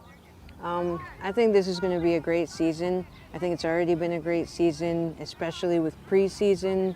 All of our team and the athletes are just continuing to get better, working hard. We got a championship mindset, so that's where we want to go. Yeah, getting all the way to the conference championship a season ago, but staying healthy, and not just you, but this team, I think, has battled the last couple of years of the injury bug at times, and that's something that you almost can't even prepare for, because the second that it enters the mind, that's when things start going sideways. Is that your side of things? Is you still got to play free, right? Yes, injury or not, however we're battling it, whether or not it's our own injury or another starter's injury or really any injury, we have to rally at the fact that we got to keep going. When we're coming back from an injury, it's the same thing. You play scared, you're in more opportunity to get injured. So one thing that we try to really focus on is the healing part of it, and then playing free. Even though that's what got us injured, you can't play any other way. National Conference MVP, Offensive Player of the Year. You have continued to rack up personal accolades. What do they mean to you, and what would you like to accomplish that you haven't to this point? I think personal accolades are really, they're nice. Recognition is nice. You know, you can feel like you're a good athlete or an athlete that continues to strive to be better, and really see that people, like just the fact that people can see that. However, I've been playing since I was a kid, so I play for the love of the game. Like I I will play until I can't anymore because of the way that I love the game. It's a really cool thing to be recognized, but the only thing I would really, really want to do is get a championship. I think that's a big deal. I think we have the team to do it. I think we've had the team to do it, and you know, different adversities have come up here and there, so I think a championship is what I want. This is your 5th season with the Passion, but what I always like going back to is that this is a lifelong dream realized when you were a little girl, dreaming about playing for this team. It's a story that I think pulls at the heartstrings of all Pittsburgh Passion fans, but the people that don't know, tell us a little bit about how that ended up and that one clinic turned in to now 5 seasons. Yes, so when I was a kid, I lived in the middle of nowhere close to Punxsutawney, and my neighbor said something about Pittsburgh Passion being a women's tackle football team, and they were going to have some kind of clinic. I think it was a quarterback clinic at that point, and they were going to have it at Clarion University. So my mom was like, if you want to go, you can go. I went. I still have the schedule from the 2004 season, so I don't know if it was the season prior or after, but I still have that schedule of like from going to that specific clinic. Went down to Florida, played for the owner and the general manager there, played for Passion, and then moved back to Pittsburgh and then played for Pittsburgh, and getting coached by the same people who were involved with that team then as they are now. So that's, I think, is the coolest thing. It really is. Does it make you feel like you are where you are supposed to be? Does it feel almost like the circle has completed itself? Yes. Yes, and the fact that I've now done a quarterback clinic with, as a quarterback with the Passion is like full circle now. I'm like, all right. How has it been with your receiving core, just developing those relationships and keeping what is such an eclectic, elite offense? And you have a tough job of keeping everybody happy and spreading the love around. I think it's been really an amazing opportunity because although there's specific chemistry with specific players. I know which plays, I know which routes, I know what they're going to be able to focus on, what their strengths are, what their weaknesses are, and where I can go with that. I think it's given us an opportunity to really make the team well-rounded in skills, not just skills, but scoring. Like, they're so skillful themselves that it only makes me a better quarterback. Yeah, let your playmakers make plays. Yes. Speaking of playmakers, your offensive coordinator and co-head coach, and Lisa Horton, was a pretty good quarterback in her time. What's your relationship like with her? Because I feel like going back and remembering when she played and now watching you, there's so similarities in your dual threat capability. That's probably the best compliment that I've ever gotten in my entire life. I might hold on to that forever. But honestly, to be coached by somebody like Lisa and know that everything that she does for and towards me is only making me better really gives me an opportunity to be grateful for the kind of coaching I get. Not a lot of people get their skills honed in on and then just perfected more, and I'm nowhere near that, but just the fact that she's like, this is what you need to do, this is what you need to do, we can work on this, you can always get better, you can always up your football knowledge, up your football IQ. Just the fact that she is who she is, really, I would say my relationship with her is great. No question about it, and we're always happy to catch up with you, Makai. Thanks so much, and best of luck the rest of the way. Thank you. Makai Chavez joins us on Heart of the Passion, presented by Aid Nation. We come back with more Pittsburgh Passion football, you guessed it, right after this.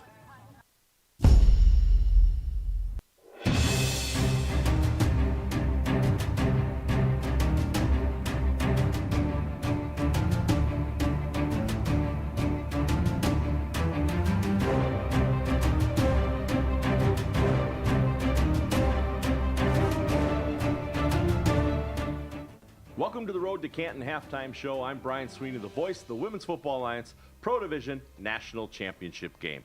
With me, as always, is Alex Weston. And Alex, how the teams play in these final 3 weeks will dictate if they're on the road or at home on their own roads to Canton. The playoff structure this year will look like this. Over in the American Conference, we have the Central Region and the Western Region. The winner of those two regions will take the number 3 and the number 4 teams, depending upon how they're placed. Over on the national side, the number 1 and 2 teams will each advance to the playoffs, with the number 8 team visiting the number 4 team and the number 7 team visiting the number 2 team. Well, it's complicated in structure, but at the end of the day, teams that win their ball games are going to be the teams that advance in the postseason. This is a game in a situation where you have to control home field advantage, because not only is it you get to play at home over the course of the playoffs, you don't have to travel. You don't have to spend time in a hotel. You don't have to worry about coordinating all the logistics that go into playing a road football game. And more importantly, you control how things go on your home turf. Home field advantage is huge. In the WFA, perhaps more so than anything, securing that home field advantage, not just in the first round, but also in the second. There were only 3 games in the Pro Division last weekend, and each one lit up the scoreboard with offensive power. The Pittsburgh Passion finished the road portion of their schedule with a perfect 3-0 as they traveled to play the Cincinnati Cougars. Marcelina Chavez played some of her best ball this season as she led her team down the field at will, putting up points both on the ground and in the air. Final score 42-0. After being shut out for the first time since opening the weekend in 2023, the Cougars are on a bye next week before finishing the regular season on June 13th with a rematch against these same Passion. Pittsburgh will welcome the DC Divas next weekend, June 6th, for a rematch of Week 3 when Pittsburgh won with a walk-off field goal. Chavez continues to get better each season as a quarterback, with her rating now above 130 since taking over the role full-time in 2024. For Cincinnati, they came into this game as the number 1 defense in the National Conference, having only allowed 7 points per game. Well, and that's just a testament to where Pittsburgh is at, because you have all things offensively working for them. Offensive line, receivers, running back, quarterback. It's been fun to watch just how much better Mekhi Chavez has gotten year over year at the quarterback position for Pittsburgh. I really like what the Passion are doing, and most importantly, they're staying healthy. And it's a team that needed to stay healthy a year ago and finally has found that consistency and the ability to stay healthy, which leads into winning football. The most important thing for Pittsburgh is I want to continue to see them use Mekhi Chavez, not necessarily throwing just to the outsides, but more over the middle. Give her the chance to read a defense and exploit it as she can. She's got a great ability to read the defense when she's going toe-to-toe with it. Just give her that opportunity to really exploit it over the middle and see what she can do.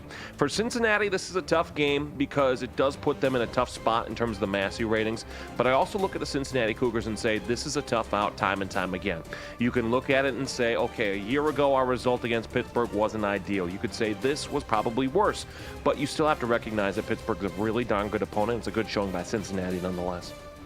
The Mile High Blaze look to get back to 500 as they travel to play the Salt Lake City Wildcats. Since joining the WFA as a Division II team in 2025, the Wildcats have been nearly unstoppable, putting up an average of 56 points a game behind the arm of Laura Gates and the legs of Sam Gordon. Moving up to the Pro Division in 2026 may have increased the talent of their opponents. However, the stat sheet has continued to show the Wildcats are going to be a team to contend with for years to come, as they put up one of the highest points totals in recent memory at the Pro Division. Final score 78-14.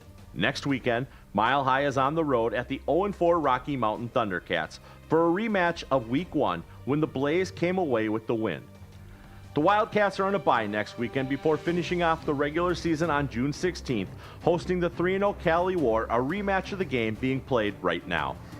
Alex, the state of Utah recognizes girls playing high school tackle football, and this model is showing to be successful. There are 3 hallmarks of a dynasty in any sport.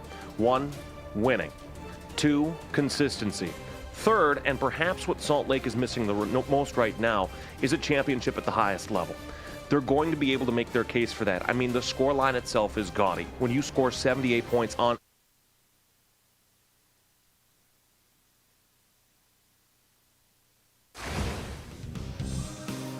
Halftime here at Slippery Rock with Pittsburgh and Tampa Bay. I'll leave it at 14 apiece.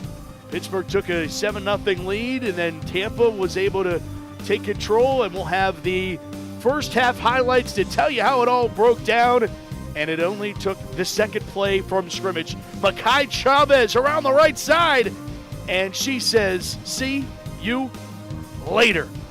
Pittsburgh goes up 7-0, Damon. Anytime Chavez is in open field, you know it's going to be a huge play for the Passion. That read option, we hope to see more of that in the second half for the Passion.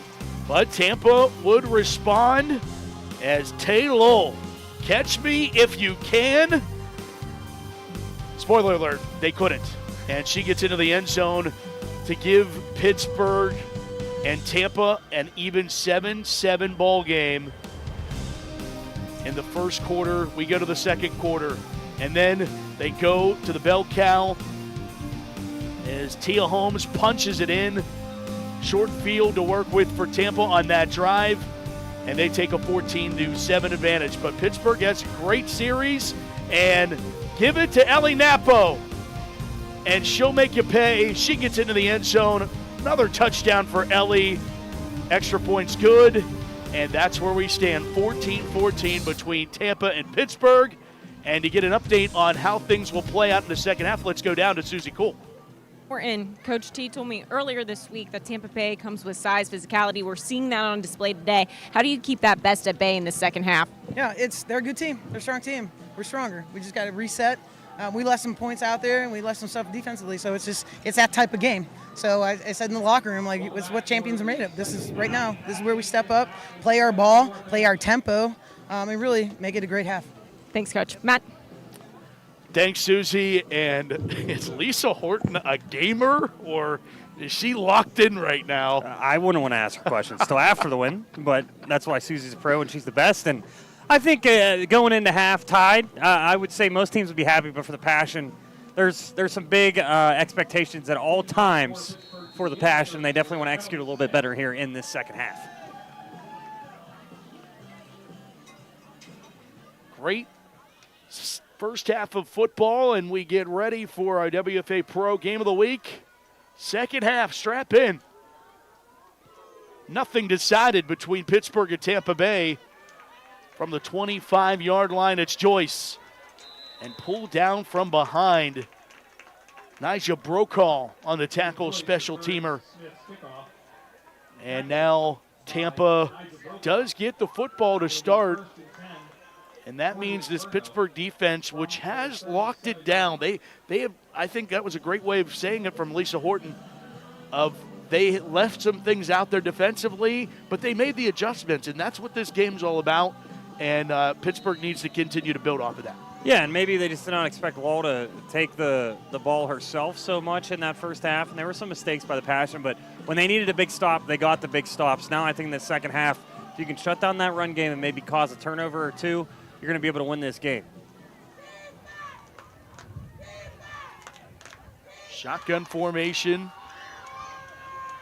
Roberts the call on first down. T. Roberts to the 41-yard line.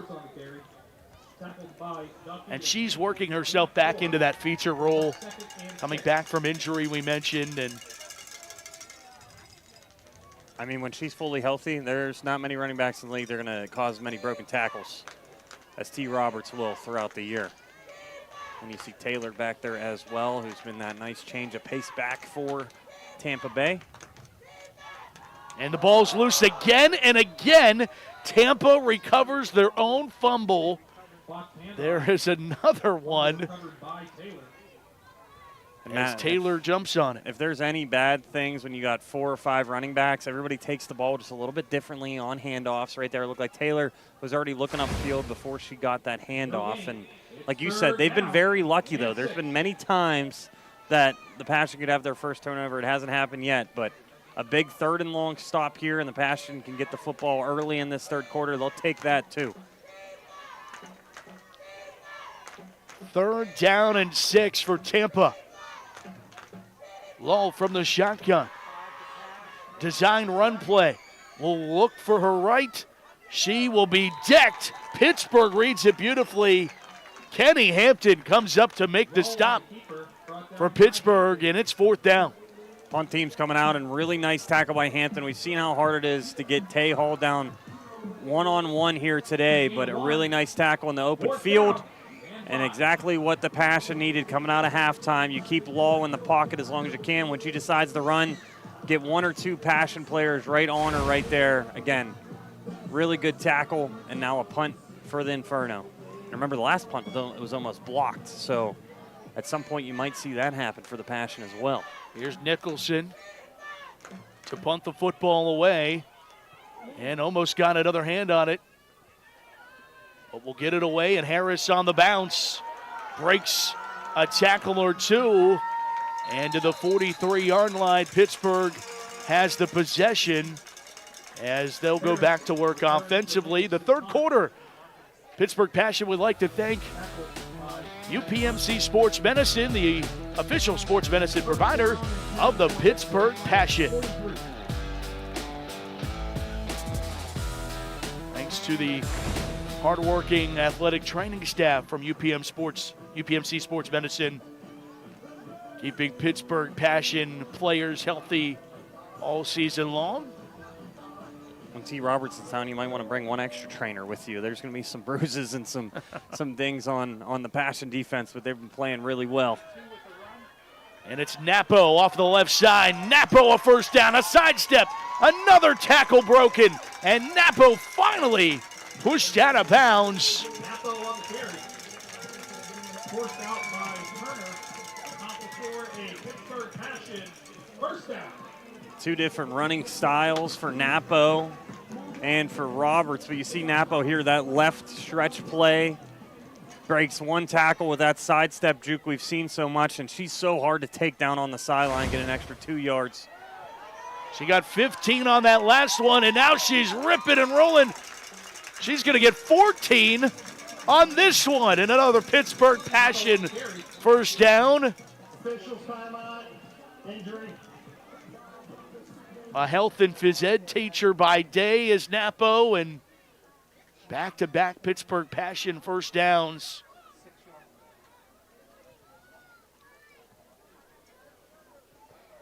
Here's the run again, Matt. Again, just that stretch run. They've been running so well right and left, and then downhill running again by Napo. She's so quick, but she makes you pay when you try to tackle her as well. Nice stiff arm there, and we have an injured Tampa Bay player back on the field. And we'll step aside as they tend to the injured player from Tampa, and we'll be back with more.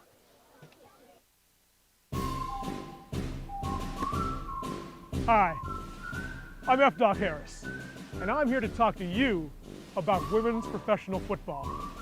I've played a lot of video games, and I've watched a lot of football on TV, so that makes me an expert.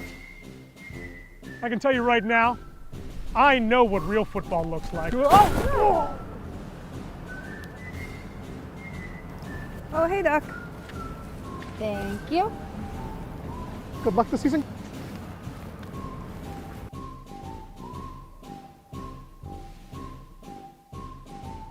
From heating and cooling to a large array of construction equipment, Herc Rentals has the gear you need to get the job done.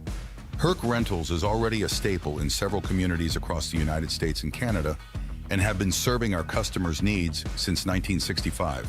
With a catalog of equipment that spans the spectrum of almost every kind of solution you can think of. To learn more about Herc Rentals, visit hercrentals.com or call us at 1-888-777-2700. Beautiful night here in Slippery Rock, Pennsylvania, hour north of Pittsburgh.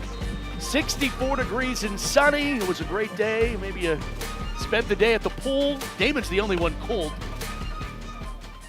Unbelievable. I'm going to call it out on the air for me being a little chilly. Sarah Paladin gets the carry off the left side. Paladin a 1st down and knocked out of bounds. Passion have made it 3 in a row for fresh sets of downs, taking chunks off of this Tampa defense. Paladin doing a good job being that second running back for the Passion when Napo just needs a quick breather, averaging 6.7 yards a carry and already has a long run of 27 this year. A woman that would be a starting running back, I think, on a lot of teams, but for the Passion, she's that second running back, and that's very valuable on this team as we have a Passion player shaken up on the field now. I believe that's Emily Tunney. I think you are correct, Matt. We'll see how serious the injury is. Substitution on the defense is going to be declined. Result of the play will be a first down. Also, you hear there was an illegal substitution, but that will be declined by the Passion when we get back to play. Well, the Pittsburgh Passion had several players retire from last season, and 3 of them have joined the staff as coaches. Longtime captain and All-American defensive general Kim Zubovic, of course, the general manager of the Pittsburgh Passion. She is now on the defensive line as the coach. Obviously, one of the all-time greats in Kim. The Passion defense also had Chris Garua, who's now coaching the linebackers.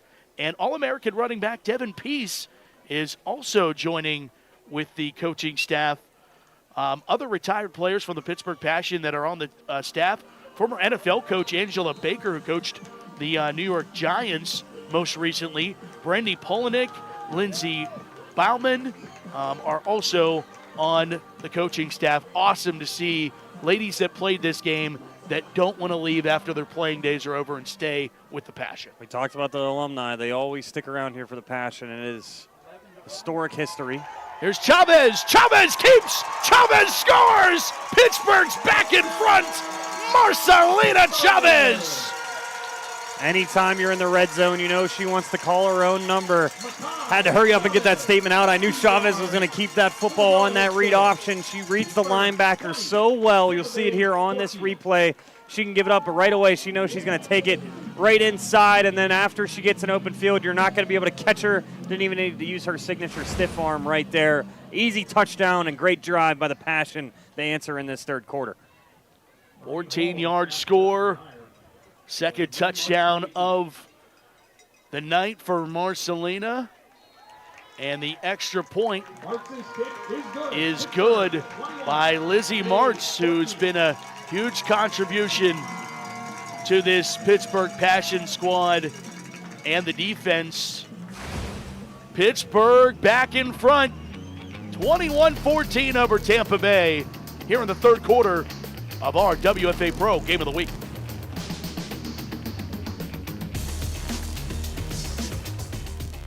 Miller's Mini Storage has the extra room you need. For more than 3 decades, our storage facility in Elizabeth, PA has offered secure, affordable, and accessible storage solutions. Miller's Mini Storage has you covered. Simply bring a lock and key and keep your items safe at our location. New insulated units are available with dawn to dusk access. Storing with us is easy and convenient. Visit millersministorage.com today and reserve your space. Miller's Mini Storage, your space, your way. And as we can see,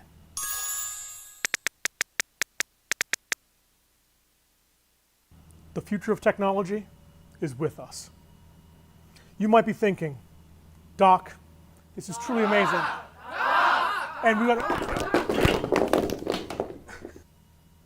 Hey, is the projector ready? Come on, time for a team meeting.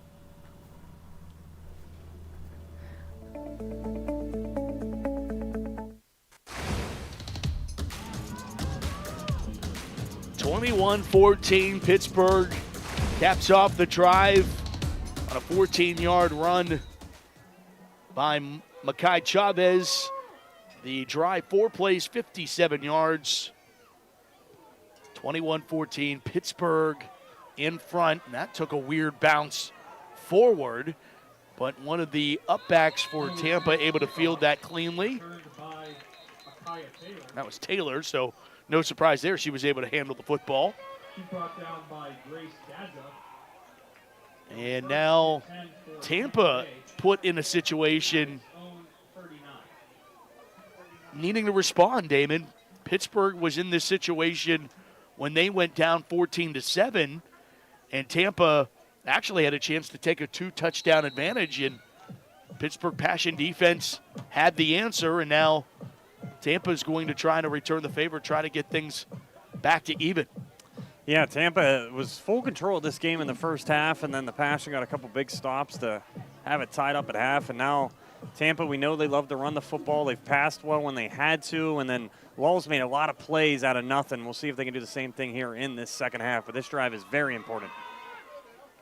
It's Taylor around the right side. Flag is down, and haven't had too many of the yellow laundries out there tonight, but this one is going to come back on Tampa. Yeah, hold on the right side there. You got to just let the defender go at that point. If anything, it's going to be a 1-yard, 2-yard loss. Now it's a 10-yard loss for Tampa Bay.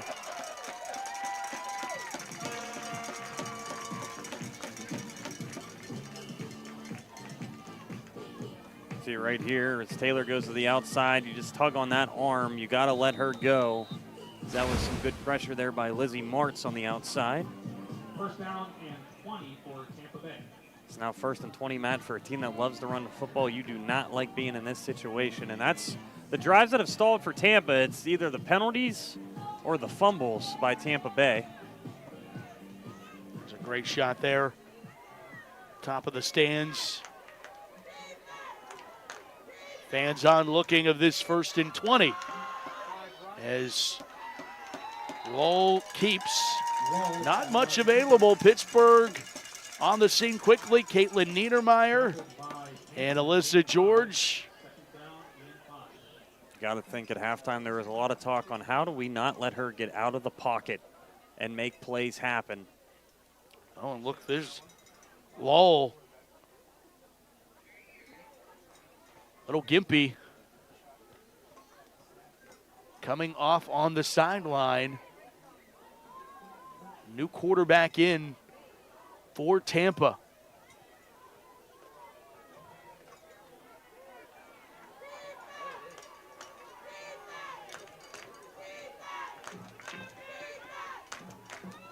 Hand it off to Taylor. As long as I got the number right, that would be Malaya Sullivan, who is 5 for 16 on the season.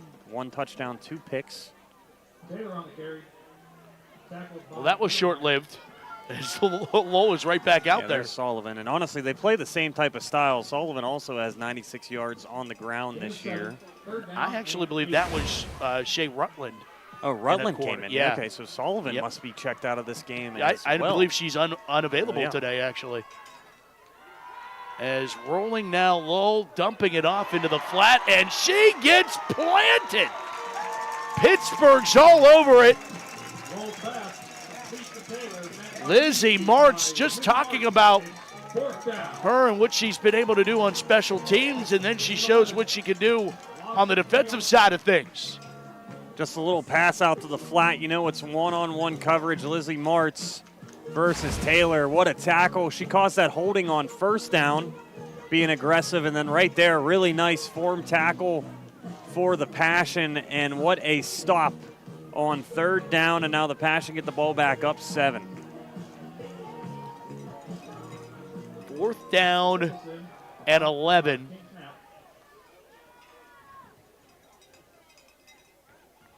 Punt unit is out. Nicholson to boot it away. And a muffed punt. Pittsburgh has to dive on it. They didn't. Tampa does. They think they have the football. And now the scrum underneath. Damon, you were just talking about what happens in these things. Tampa says they have the football, and they do. Pittsburgh muffs a punt, and underneath it is Shea Rutland. We're just talking about her as the backup quarterback, and Tampa gets the biggest swing of momentum here in the second half. And what's so amazing about the WFA, when do you see a backup quarterback playing special teams and diving on the football right there? It took a weird bounce on Napo off of her hands, and then I think she thought she had enough time to just pick it up, but then Rutledge does a really good job diving right on that football, and now Tampa steals the possession back, and they get it on the 38-yard line of the Passion. That's how you make a difference even on special teams as the backup quarterback. New life for the Inferno offense with 7:50 to go here in the third. It's now Lowell from the shotgun, 2 sidecars. Hands off to Roberts. Roberts tries to bounce it to the corner, and nothing is available. Pittsburgh's there. Ashley DeChico and D. Harris lead the way. We're so used to D. Harris making huge plays, intercepting the football. In a game like this, she has to be more physical and come up and play safety, make a lot of tackles, and she's done so far in this game, showing you she can do a little bit of everything for this defense, for the Passion. Again, Roberts is going to make 1 to 2 women always miss, but you just got to try to get a hold of her knees or her ankles and get her on the ground right there. Good job by D. Harris. And Danasha Harris has been one of the electrifying players. We called her punt return touchdown last year, pick 6. She can do it all. Only a 2-yard pickup.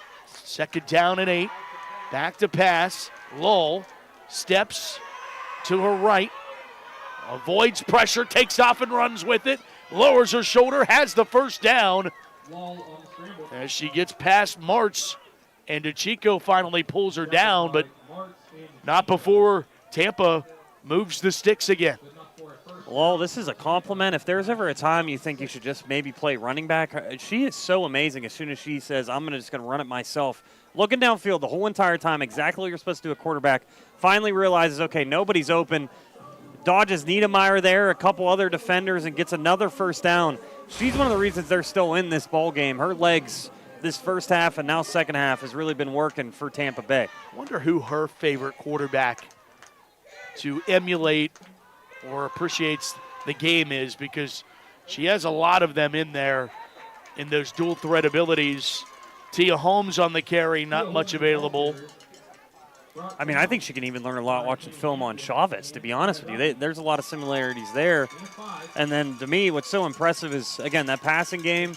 It's been slow. You're trying to find Joyce, get her in the game, but she's always looking downfield to make a play, and then she goes, okay, I'm going to have to make a play myself. So she's looking for those big plays. Hopefully 1 or 2 develop here for Tampa Bay. Passion obviously do not want that to happen, but a bonus drive here for Tampa Bay and can tie this game back up. 2nd down, 5. They give her 5 on that carry. So you got Rutland to the left there with the neon shoes, and she gets the carry. Makes one miss, has the first down, and George and Harris on the tackle. But Tampa trots closer and gets another first down to the 15-yard line. So they have Rutland as a backup running back, but we saw her take a snap at quarterback. A gunner on special teams. More of a utility knife here for the Inferno. And Matt, this is exactly what the Inferno want. You're taking a lot of time off the clock for Chavez and the explosive offense to be off the field, and you're driving very slowly, about to be in the red zone once again, or you are in the red zone once again here at the 15-yard line. Lowell fakes the pitch, gives to Holmes. She loses the ball, and Pittsburgh says they have the football. Ashley DeChico came up with the football. Pittsburgh turns around and takes it right back. DeChico comes up with the play, and Pittsburgh gets the turnover. We'll see right here. It just looks like a really nice run play for the Inferno, but you got to take care of that football all the way through. It starts getting loose on the way down. She was not down yet. The Chico does a really good job of stripping that football away and recovering it, and now you steal a possession for the Passion. 4:09, and how about, this Pittsburgh Passion team so much throughout the years. They pick each other up. Napo with a uncharacteristic mistake on the muff punt. Your defense bails you out, gets the ball back for you. Absolutely. That's what championship teams do. There's going to be times you're going to be able to make up for your teammate. And now Napo gets another chance on offense. And for the Passion, if you can get a 90-yard drive here, that could be the nail in the coffin against this Inferno team. Timeout. Tampa Bay. Tampa takes a timeout. That's an even interesting call here with 4:09 to go in the third. Pittsburgh leads by 7. You'd think Tampa would want to keep timeouts in their pocket, but something they did not like, getting the defense out there in the change of possession. Yeah, and I think those timeouts, again, you're saving for those fourth quarter drives. Also, the no-huddle offense by the Passion can really tire you out, so you might call one there. But to call one out on the first play before the first play of the drive had to be something alignment-wise they did not like and thought they could get beat deep somewhere. So the Inferno take their first timeout. And, Matt, we're going to look at this fumble one more time. Again, it looked like on her way down, the ball just started coming out a little bit. Oh, right there. It was the strip. But I think, was that D. Harris? I'm trying to look at the number there. Yeah, that was D. Harris. We talked about how she can always make different plays. Right there, she gets the strip fumble for the Passion, as I thought maybe it was just coming out of her hands on the way down. But no, that was a strip by D. Harris. What a play. Again, she always has a nose for the football. If it's an interception, is it a punt return? Right there, a nice strip tackle for D. Harris. And it's a big-time moment. Check on other WFA Pro scores. DC Divas just went up 22-7 over Cincinnati. That game played in Cincinnati.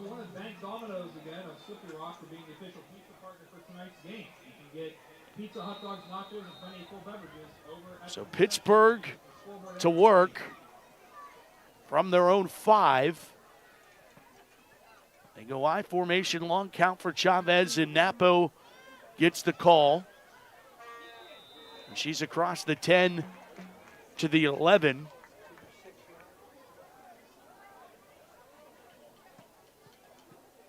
Ellison Napo, steady dose of 22 for Pittsburgh in the running department tonight.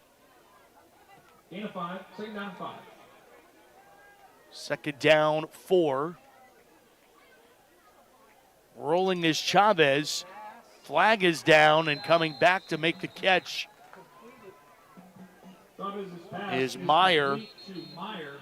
But we're going to check the flag. I don't think it's a good news for Pittsburgh. Usually on those bootlegs, you could get a holding call from your guard or tackle there. I have a funny feeling that might be the call. Holding, offense, number 56. Half the distance for the Sometimes, Matt, I know what I'm talking about. 90% of the time, I do not. But holding calls, I'll take credit for that one. And it's unfortunate because you're going to have a first down there on a nice bootleg throw by Chavez. And then Meyer took a shot, and there were some extracurriculars after play again. Might be a new rivalry we're starting to see here between Tampa Bay and the Passion. We saw a little bit of some feistiness in the first quarter. And Tampa Bay, again, after that first score you saw in the first week, you thought this might be a blowout, but they've given Passion everything they got. Napo back with it off the left side. Napo picks it all up and gets a Pittsburgh first down. Meg Joyce chased her down, and there's another flag down. Such a clean game in the first half, and now we've had a couple fumbles, a couple penalties. Yeah, it had been very clean. See Lisa Horton and Teresa Kahn not happy with whatever this call is about to be. It might be holding again. Offense, number 89. That one was on one of the tight ends for the Passion. And those outside runs, that's the one thing that can happen that's pretty not ideal, was that one was Grace Dadza there on the hold. And now we'll see it right here. You got a left stretch run. And you see it right there at the end. I'm pretty sure you just grab onto that arm. I think it might have been 81 and not 89, though. So Pittsburgh right back. Second down and 9 is what they will call it. And they're going to try the right side with Napo one more time. And different side, same result. Pittsburgh Passion first down. Napo gets the sticks. And this time, there's no yellow hanky on there, so that play will stand. And one thing I saw last week when they played Cincinnati, and Cincinnati's commentators even credited it's the wide receiver downfield blocking by the Passion. You'll see it right here. Angela Cardillo gets a pancake at the end of this one. Some Pittsburgh football right there. Really good downfield blocking by the tight ends and the wide receivers. Napo on the carry. Tackled by As it looks like Napo's finally going to get a breather here in this. She said, okay, I need one or two.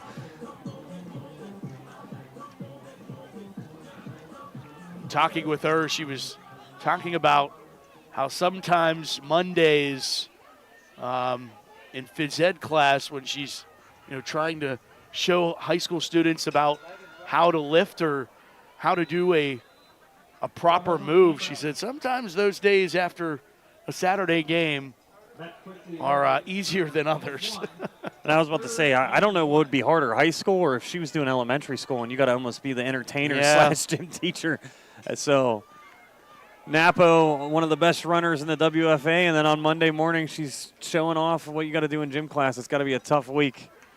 3rd and 1, and they go to Cody Johnson on the carry, and Johnson has the first down to the 29-yard line. I've seen the fullback dive way more this year with Johnson. And again, it's almost like a quarterback sneak. You just put your head down and try to get 2 or 3 yards. Talked about how Cody Johnson does so many different things for this team. Also a great fullback and lead blocker for the Passion.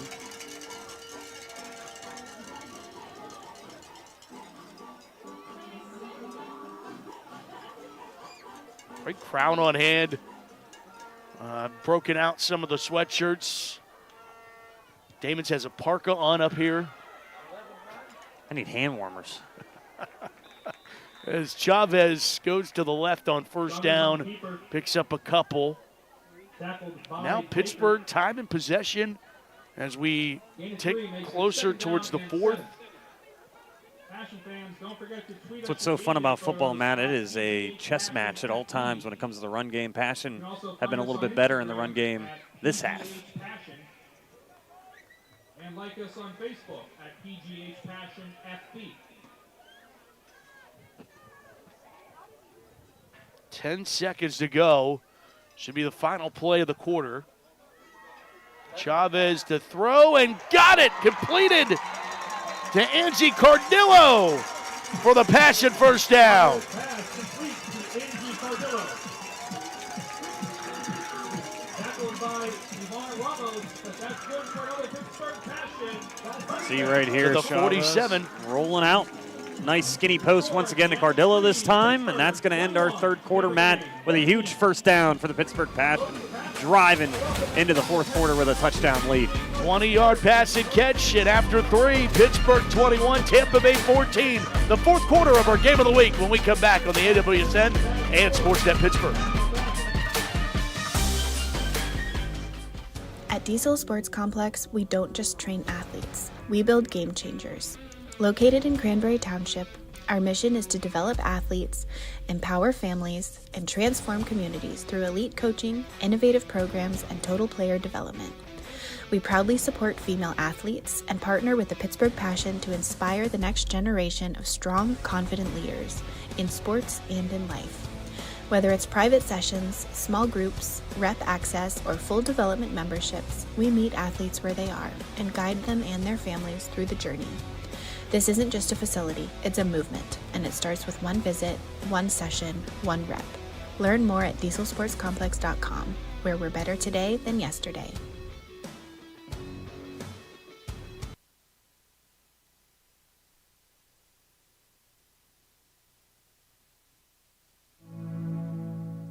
Let's change.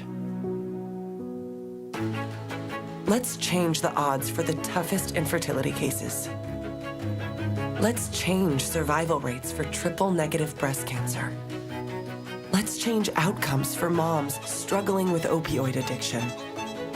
Let's change the gender bias in medical research. Let's change the way the world treats women at McGeeWomens.org.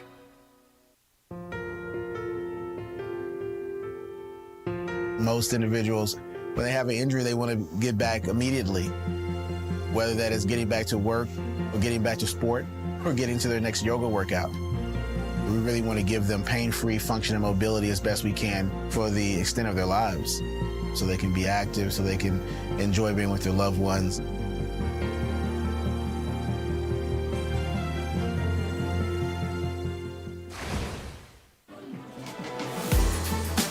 Let's play a 4th at Slippery Rock Mahalik-Thompson Stadium, the site of this WFA Pro Game of the Week.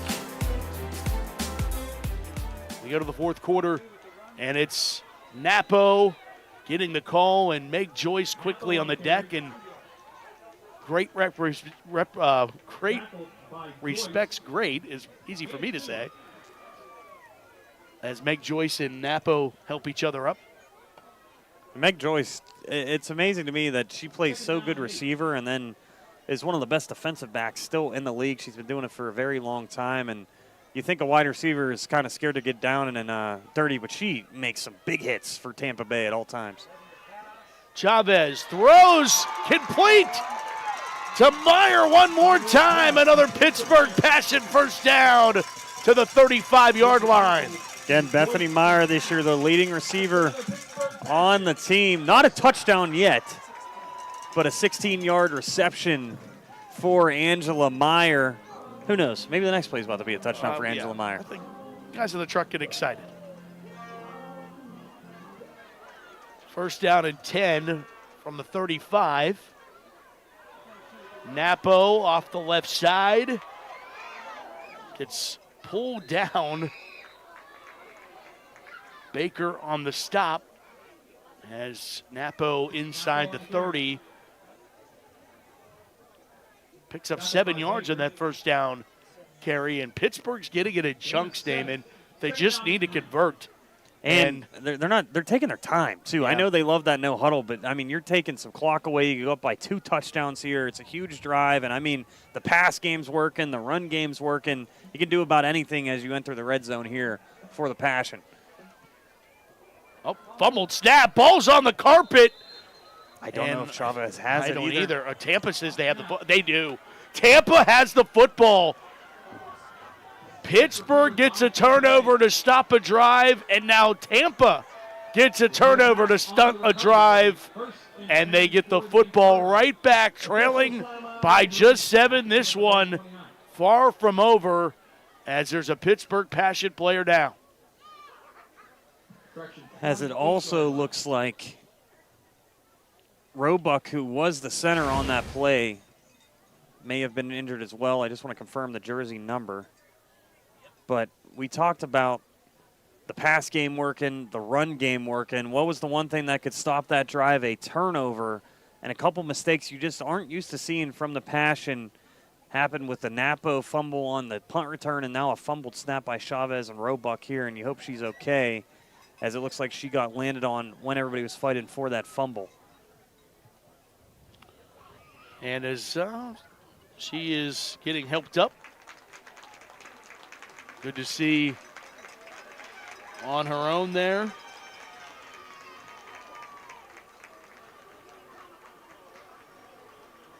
Roebuck, a University of Pittsburgh at Greensburg graduate.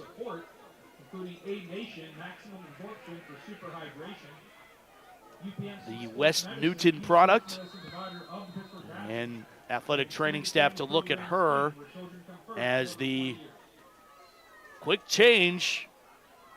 Tampa gets the football back and back to work. Tay Lull hands it off to Rutland. Rutland pushes the Powell forward to pick up to the 34-yard line. Man, how is this game flipped on its head? You think Passion go up 2 scores here? Probably could have got 2 more minutes off the clock, and now Tampa, still 12 minutes. A lot can happen, but if they could tie up the game on this drive, they got to feel pretty good, because right there it could have been a 2-score game with the Passion defense, how they've been playing, but now the Passion need another big stop from this defense, and you know Lull's going to eventually try to take care of business herself with a big run. Miscommunication to the backfield, and Roberts finally squirts free and makes something out of that. It did not look good in the backfield there for a while. Pittsburgh thought they were going to be able to pull it down. It was Anna Duffield who made the tackle, and she's been playing football. Anna's been playing football since she was a little kid. She played high school football. She's been playing her whole career, and makes a 3-hour commute to practices and games. Wow. That's how much she cares about playing this game. Those are the game. awesome stories in the WFA that just don't get talked about enough. 3 hours each way. Quick hitter for Roberts, and Roberts rumbles for the Tampa first down. Across the 40 to the 43-yard line. And Rufner's got her a couple times right there. Roberts got a big hit on Rufner right there. And, I mean, every single run, Roberts is throwing 1 or 2 women to the side. You'll see this truck stick right here, Matt. Looks like Madden 2008 with Danian Tomlinson or Adrian Peterson. Roberts is running tough right there. Uses that right arm. There's no stiff arm either. It is just a truck stick at all times. And you said before the game, Roberts every year loves to give the Passion a lot of fits. First down 10. And they go back to Taylor now. Taylor doesn't like what she sees straight ahead. She goes left and is able to pick her way for more to the 48. I think there's a lot of years where Roberts was the bell cow. Now with Taylor, that change of pace back as well. That's what makes this run game so dangerous. Also, I haven't mentioned it. The Inferno uniforms, I actually really like those little camo on them. They're nice. Numbers pop. I like this color scheme matchup, too. The Inferno of Tampa, and obviously always appreciate when the WFA Pro teams have similar styles to their pro NFL brothers. Taylor, a first down, wrapped up there by Niedermeyer right after that. The ball comes loose. I think they're gonna Pittsburgh takes it away. They have the football, and the officials say no. It stays with Tampa. Haley Coomer had the football and was yelling, "That was mine." As there's a Pittsburgh Passion player down right now for injury.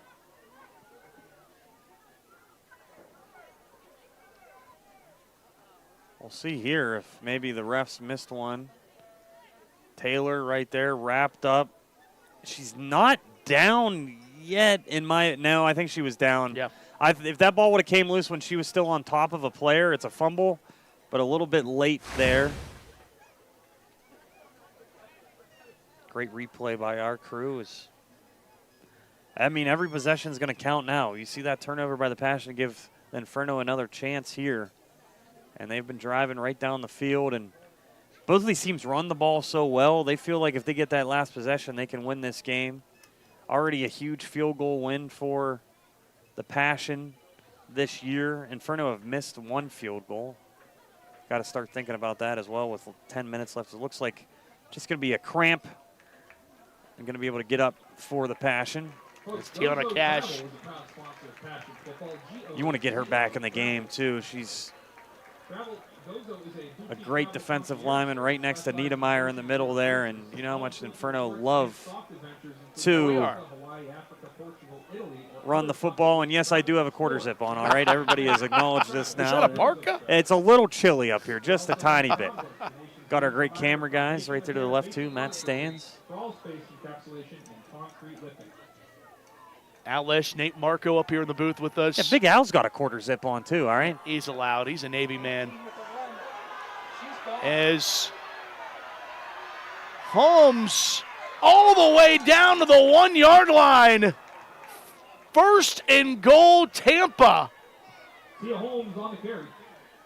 As Holmes took it right up the center. 44 yards.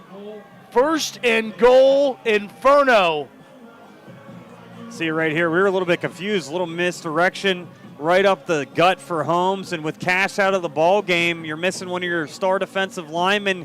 You get it all the way down to the 1-yard line. What a huge run for the Inferno. You see Meg Joyce there pumped up and telling Holmes, great job, and now we'll see if they get a fullback dive right up the middle again like we saw on their last drive.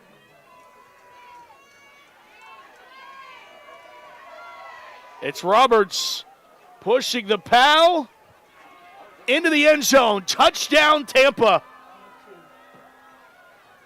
T. Roberts caps off Tampa Bay comeback drive. An extra point away from knock things up here at 21. The winner can report to the press box. Correction to the merchandise. There's that fullback dive. Both teams pretty much using it as a quarterback sneak when you got physical players like Cody Johnson and T. Roberts. And now a very important extra point that you never know, it could be missed. Nicholson locked in here. Snap, hold, kick. Whirly bird short, no good! Missed! A third of the game. How crucial has special teams been? Pittsburgh will hang on to the lead with 8:36 to go. 21-20. Don't go anywhere. This one far from over.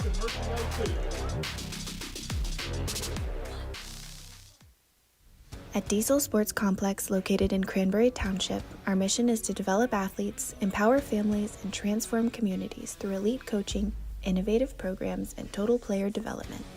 We proudly support female athletes and partner with the Pittsburgh Passion to inspire the next generation of strong, confident leaders.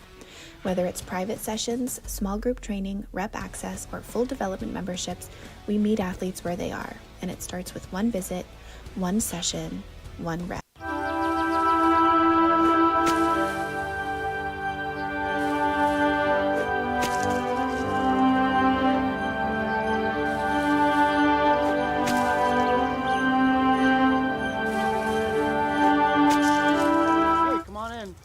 Time for dinner.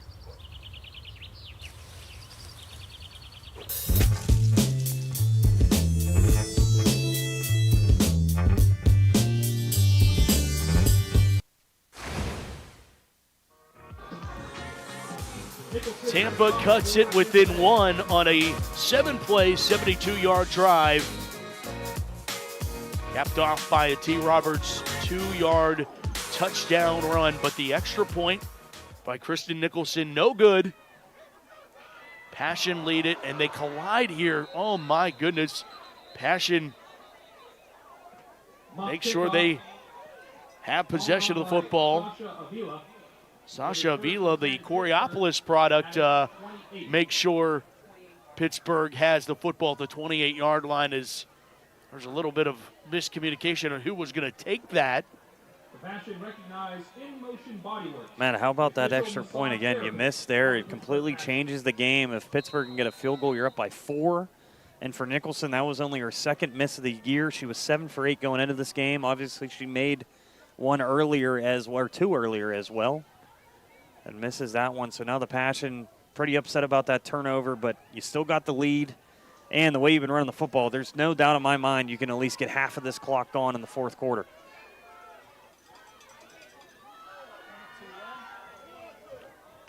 Napo gets the carry here and was weaving her way until Amaya Baker grabbed a hold of her.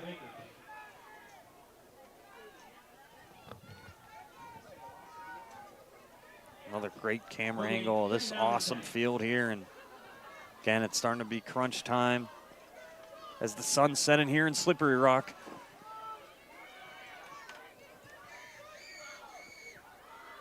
Chavez with a flag down. She'll get the first down, but it will be coming back. Cody Johnson pleading her case with the official.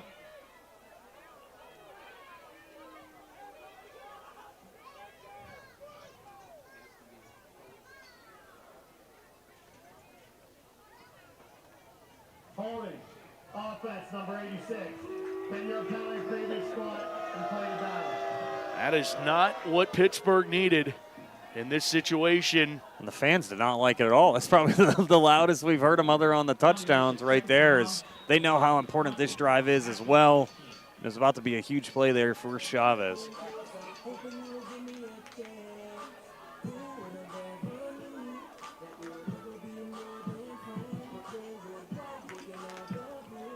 And it's second down and 20 after the penalty. And here's Chavez operating. Looks, double clutch, it's going to take off. Chavez Stiff arm. Mackay to the 35. Picks up a lot of the lost penalty yardage and then some to the 36-yard line, where it will be 3rd down and 3. Another look. Great run here, and you see that pattern and stiff arm we've seen so much by Chavez. Wanted you to look at this tackle, though. Teresa Khan is still talking to the refs. They wanted a horse collar right there. You see the tug of the jersey. I don't see the tug on the horse collar, though, of the neck. But, again, it was a dangerous tackle, almost a hip drop tackle. You see in the NFL they call now. But Chavez looks like she's going to be okay. Remember, last year she got hurt on a scramble as well. 3rd down, 3. Napo bounces it. Napo a 1st down and more to the 47. A fresh set of downs for the black and gold. And a Tampa player slow to get up here.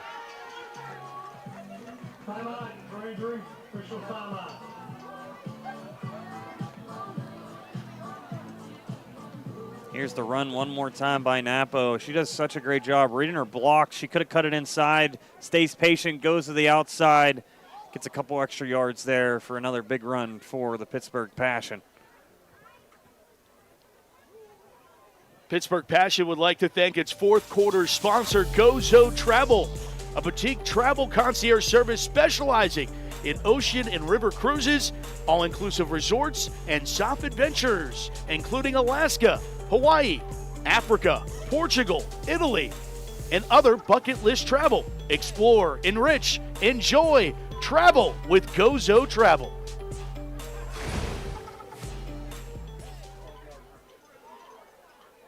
"12 yards on that last carry as Turner gets help to her feet. Mariah Turner out of St. Pete.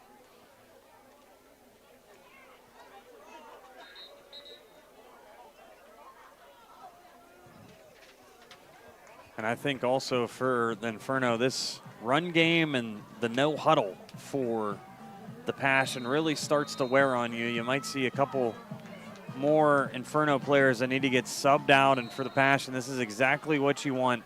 A nail in the coffin type of drive here, where you're wasting a lot of clock and you're getting a lot of 1st downs.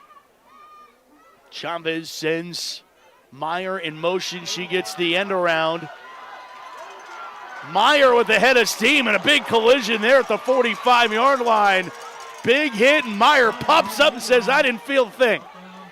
Again, there's been some chippiness, and right there, the Passion are saying, why are you celebrating a tackle? I just got 7 yards. And then the other way, the Inferno's going, listen, we're going to be hitting you hard the rest of this game. I don't care. You got to love it from both sides here. Play took a while to develop, but again, way to stay patient, wait to cut up field, and then you see that big body slam. And Chavez escapes down the far boundary. Another Pittsburgh Passion 1st down. And the clock ticks towards 5:30 here in the final frame. And the Passion are starting to convert here again on 1st downs, but see Chavez on that read option. She does so well. She's keeping it all the way. And then look at the downfield blocking again from the wide receivers. 15 yards on the run there from Chavez, and now it's Napo with a burst of speed. Napo got the corner. She's got the end zone, and she has a Pittsburgh Passion touchdown.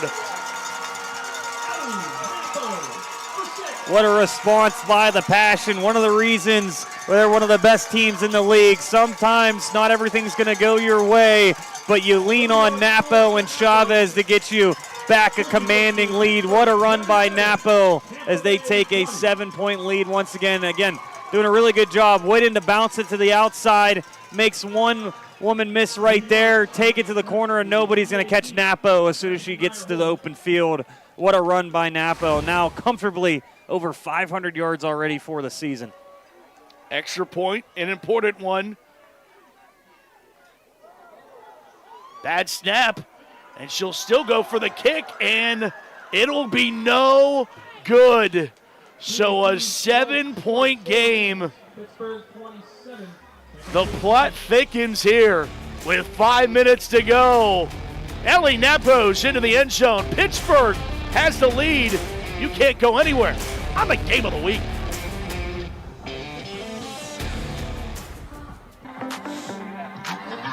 Again.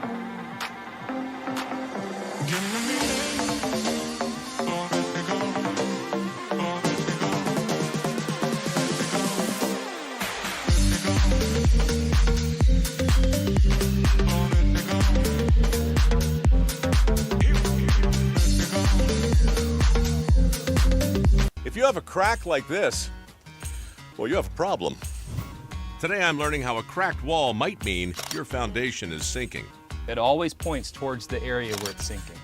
For example, this corner here, we're down almost a full inch of drop. Right, so that's going down and that's causing the crack. Correct. And then this door, they don't even use that door anymore. It cannot open.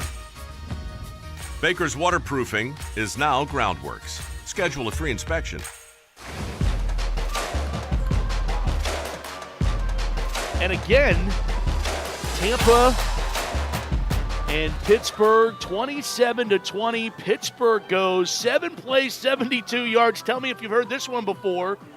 Capped off by a 30-yard touchdown run by Napo, but Tampa's last touchdown drive, 7 plays, 72 yards.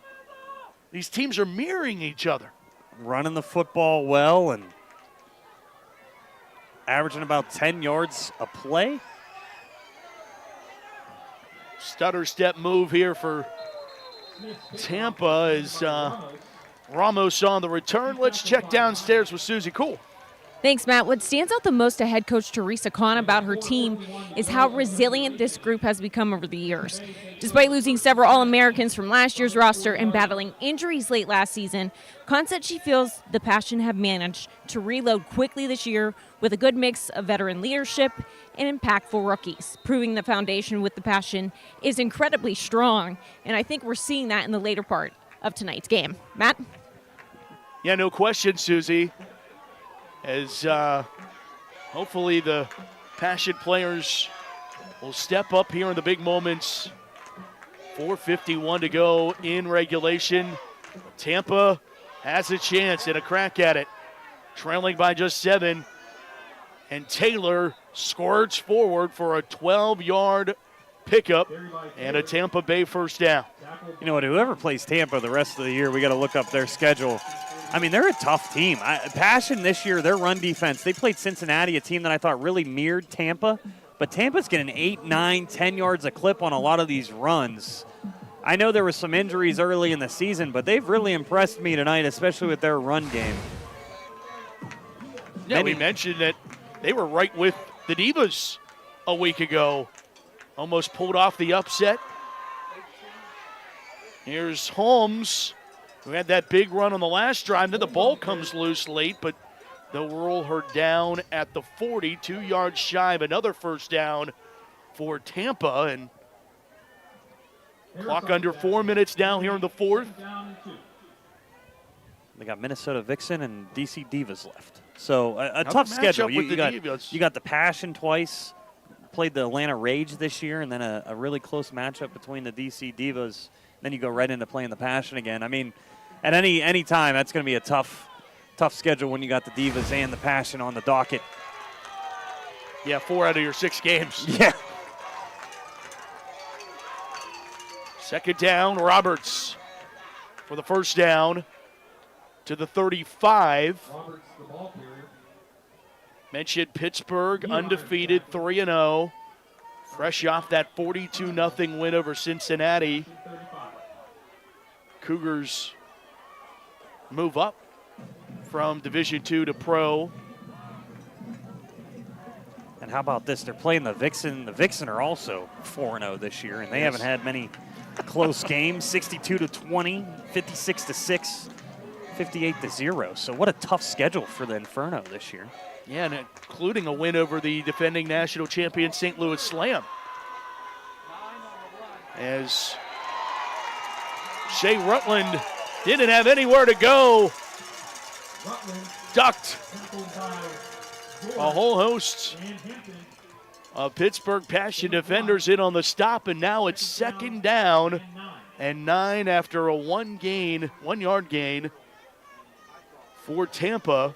And Matt, if the Inferno want to, they do not have to run another play here before the 2-minute warning. I think the Passion trusts their defense enough. They're not going to use their timeouts in the Inferno to go, hey, if we're going to score, they're probably going to go for 2 and win this ball game. Yeah, that's certainly with the running attack and a crack from the 3-yard line. I wouldn't put it past them. Wall on the keeper. As they go to Lull. We have a 2-minute timeout. And there's your 2-minute warning. Buckle up. The final 2 should be a great one. 27-20. 2 minutes to play in the WFA Pro Game of the Week.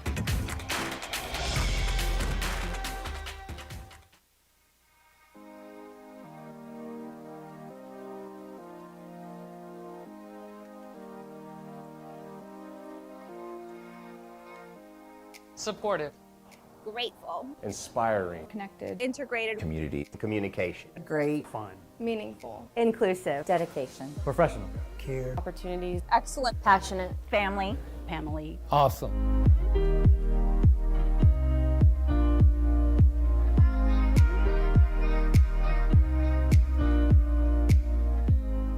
From heating and cooling to a large array of construction equipment, Herc Rentals has the gear you need to get the job done. Herc Rentals is already a staple in several communities across the United States and Canada and have been serving our customers' needs since 1965. With a catalog of equipment that spans the spectrum of almost every kind of solution you can think of. To learn more about Herc Rentals, visit hercrentals.com or call us at 1-888-777-2700. Somebody cue up Renegade. Pittsburgh needs a defensive stop. 1:52 to go in this one. And it's 3rd down and 4 for Tampa. Trailing by 7. Keeping is Lowe around the corner. It's a race. Lowe wins it. Lowe to the 15. Lowe is leveled. Oh, what a hit. Jasmine Jones. And Lowe popped right back up. This is as good as it gets. What a hit, Matt. I still have a stank face on my face. What a hit. What an absolute hit. But way to go by Lowe to keep a hold of that football. My goodness, I think we have a new rivalry in the WFA. Wow. Props to holding on to the football once again. I mean, that was a shot out of nowhere. And me and you both looked at each other. I cannot believe the hit we just saw. Lowe on 1st down and 10. Timeout. Run it back. I want to watch that hit about 7 more times. And give all the props to Lowe for holding on to the football here. My goodness, what a game by both of these teams. And you're going to see the hit from this angle now. Watch this. She has no idea there's someone to her left, and then bang! Oh, my goodness. That's how to play defensive back right there. You're a little frustrated they're not running the football or not throwing the football, then punish them right there when you're playing defensive back. But back to the game. They're only down by 7 here, 1:38 to go. That's why holding on to the football was such a big deal right there. A lot of people would have fumbled that. Now the Passion need a stop here, because I think the Inferno, with the tough schedule they have ahead, the close games they've been in this year, I think they go for 2 and say, hey, we're going to win the football game right here, right now. Yeah, no, I'm with you. I think, you're... And the extra point struggles. You missed your last Correct. extra point as well. Yep. You know what? If anyone has any questions on how hard they hit in women's professional football, dial up this play. That is hit of the week, maybe hit of the year. And nobody was hurt on the play. Clean tackle right there. And what a finish we are in store for right here.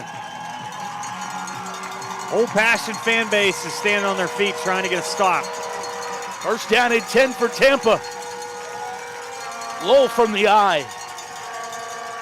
Roberts the call. Roberts rumbles inside the 10. It'll be second down Still at the not 8. Using those timeouts, Matt. They have 2 of them, and the Passion have 2 as well.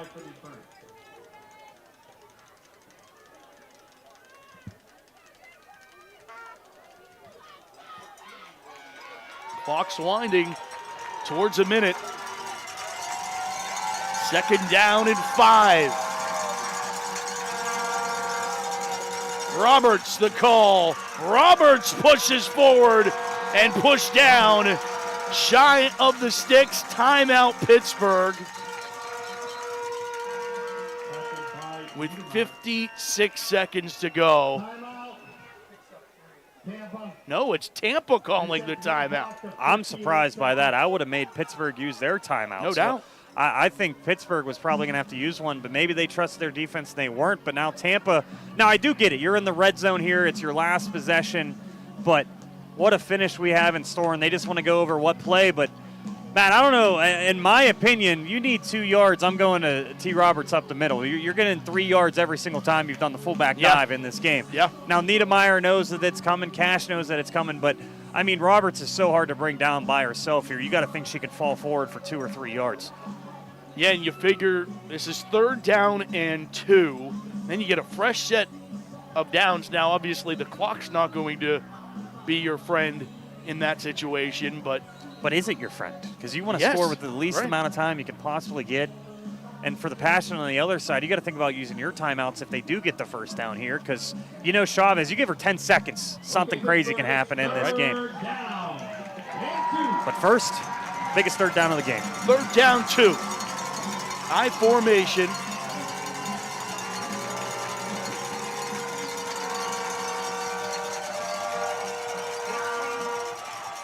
It's Holmes. Holmes has the first down, and Holmes says she's in. No word from the officials. Down, march shy. It'll be first and goal from the half-yard line. And you want some more drama. The clock was not running, and now it is, and now we have a timeout. The clock was not running that whole entire play. It should be down to about 40 seconds here, but it's still 53. The refs didn't acknowledge it either.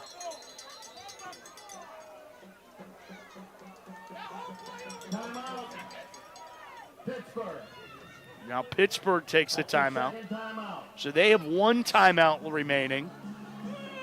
Tampa has 1 timeout remaining.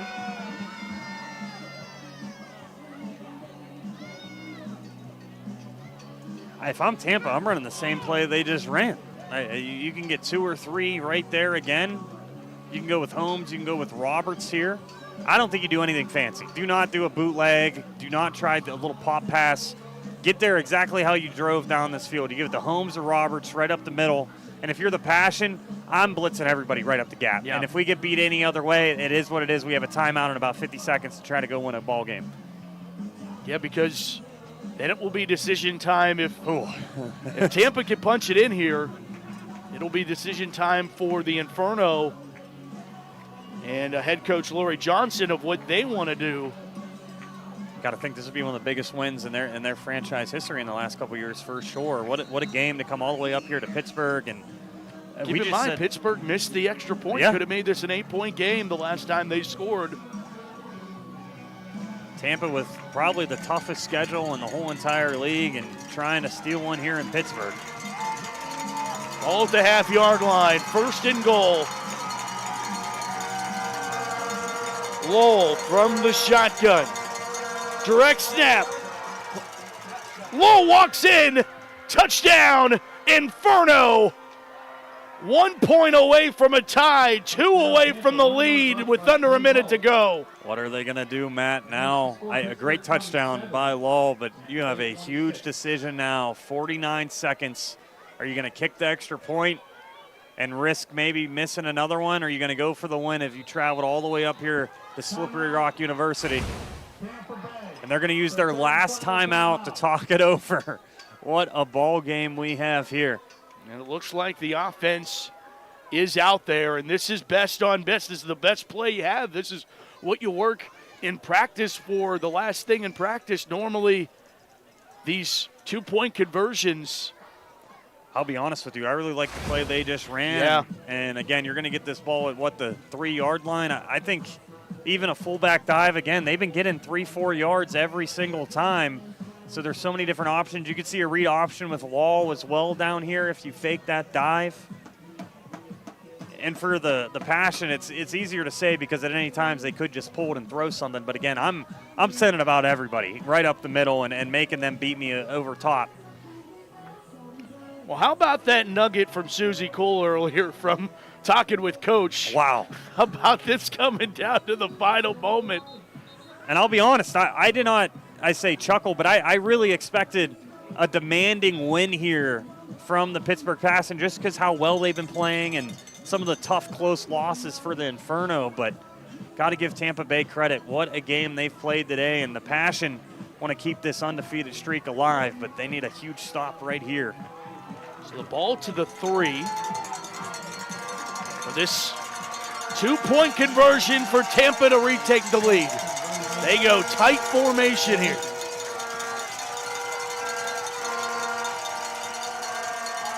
It's Lowe going to her left. Lowe trying to Lowe. Lowe's denied!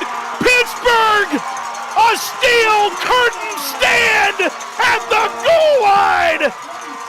Pittsburgh shuts the door on Tampa.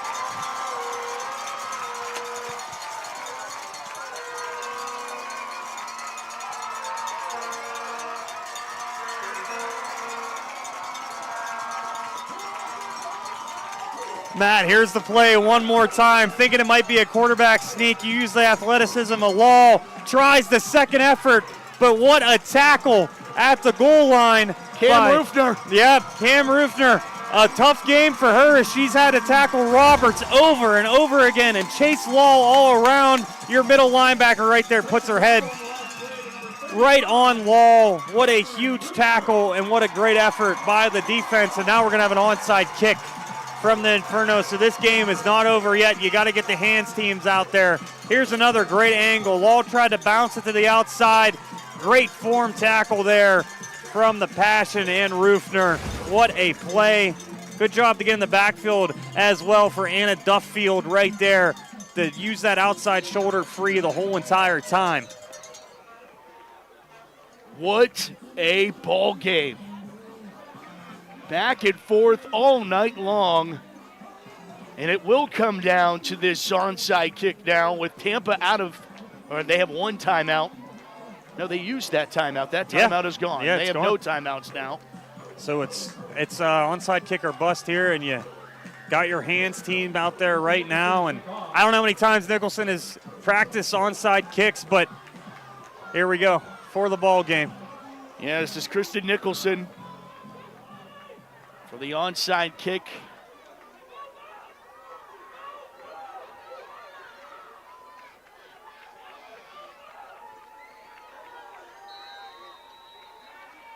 Pittsburgh, they hold it on, though. Hold on for the win. Bouncing ball up into the air and now into the hands of the Passion.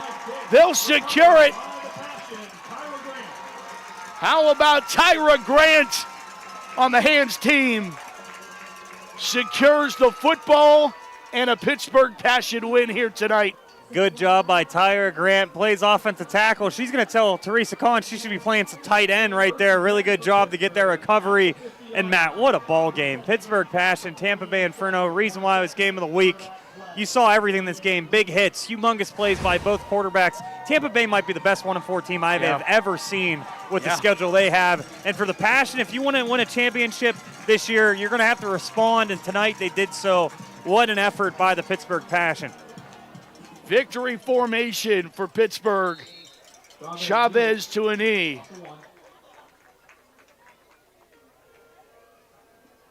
And they'll need one more to secure it. But you said it, Damon, championship teams, they find ways to win.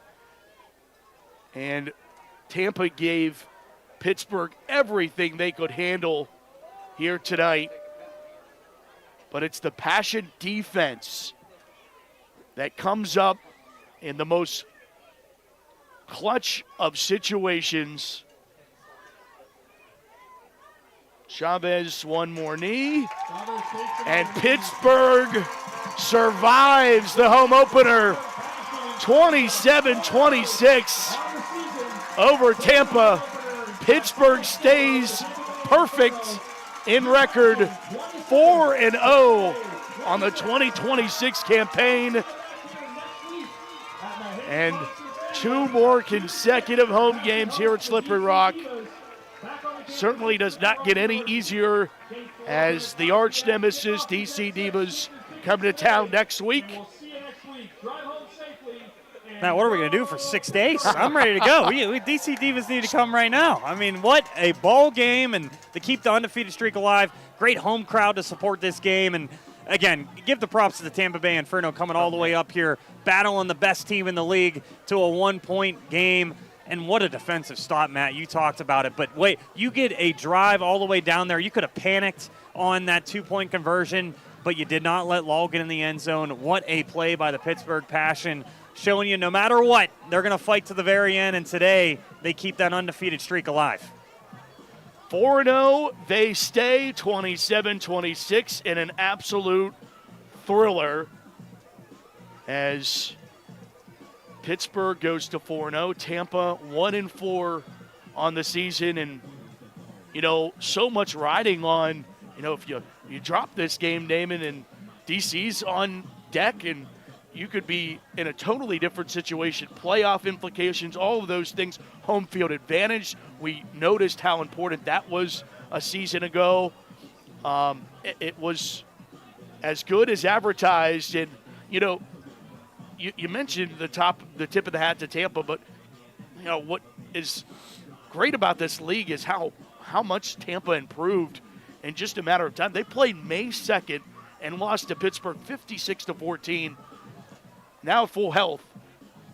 DC needs to make sure that they have everything, because Tampa is a team. This gave them, it hurts, I'm sure. It gave them a lot of confidence, and I also think this game gave Pittsburgh a lot of confidence, because sometimes, winning is deodorant. You blow a team out, you don't know what you need to work on. I think Pittsburgh playing in a game like this is only going to help them for the stretch run of the regular season and into the postseason. Yeah, we saw in the postseason last year. It's going to be close games throughout. This gives you a lot of great experience for a lot of women that had to step up today for the Pittsburgh Passion and playing down in a game. They haven't been down this year. So this year, to really get experience, to fight back in a game, get that big stop you need. What an overall team effort by the Pittsburgh Passion. And if you're going to win a championship, Matt, you're going to have a little bit of everything. In that DC Divas game, it was a last-second winner, so they were down in that game. And now this game, a game a lot of people on the schedule probably said, hey, this is going to be an easy win. No, you had to fight tooth and nail for this win. But again, every win feels amazing. And for Tampa Bay, again, I mean, what an effort. And I've never seen a 1-4 team come in here and play the Passion so hard like they did here today. And feels pretty good. There's no doubt as the celebration all around. I know a lot of friends. We talked about the sisterhood of this rivalry and the connections between Pittsburgh and Tampa. Of course, Makai Chavez joining Susie Cole down on the sidelines. Let's go down to that. Thanks, Matt. Our player of the game, the one and only quarterback for your Pittsburgh Passion, Makai Chavez. And Makai, stopping that 2-point conversion. Where can you give credit where credit is due for that D-line? That the whole defensive series was amazing. Defense did amazing tonight in general, but that what a stop. They did amazing. Proud of them. What does this win say about this team and what you guys can build on this season? I think it's important to know that we can't really count anybody out. It's a free-for-all this season, and we all have an opportunity to chase what we want, which is a championship. I think for our team, it says a lot about our tenacity and our resilience. We're not going out without a fight. Thanks so much. Great job out there tonight, Makai. Matt? Susie Makai, thank you. Congratulations. And what a football game. Take a deep breath, Pittsburgh, because this one had it all.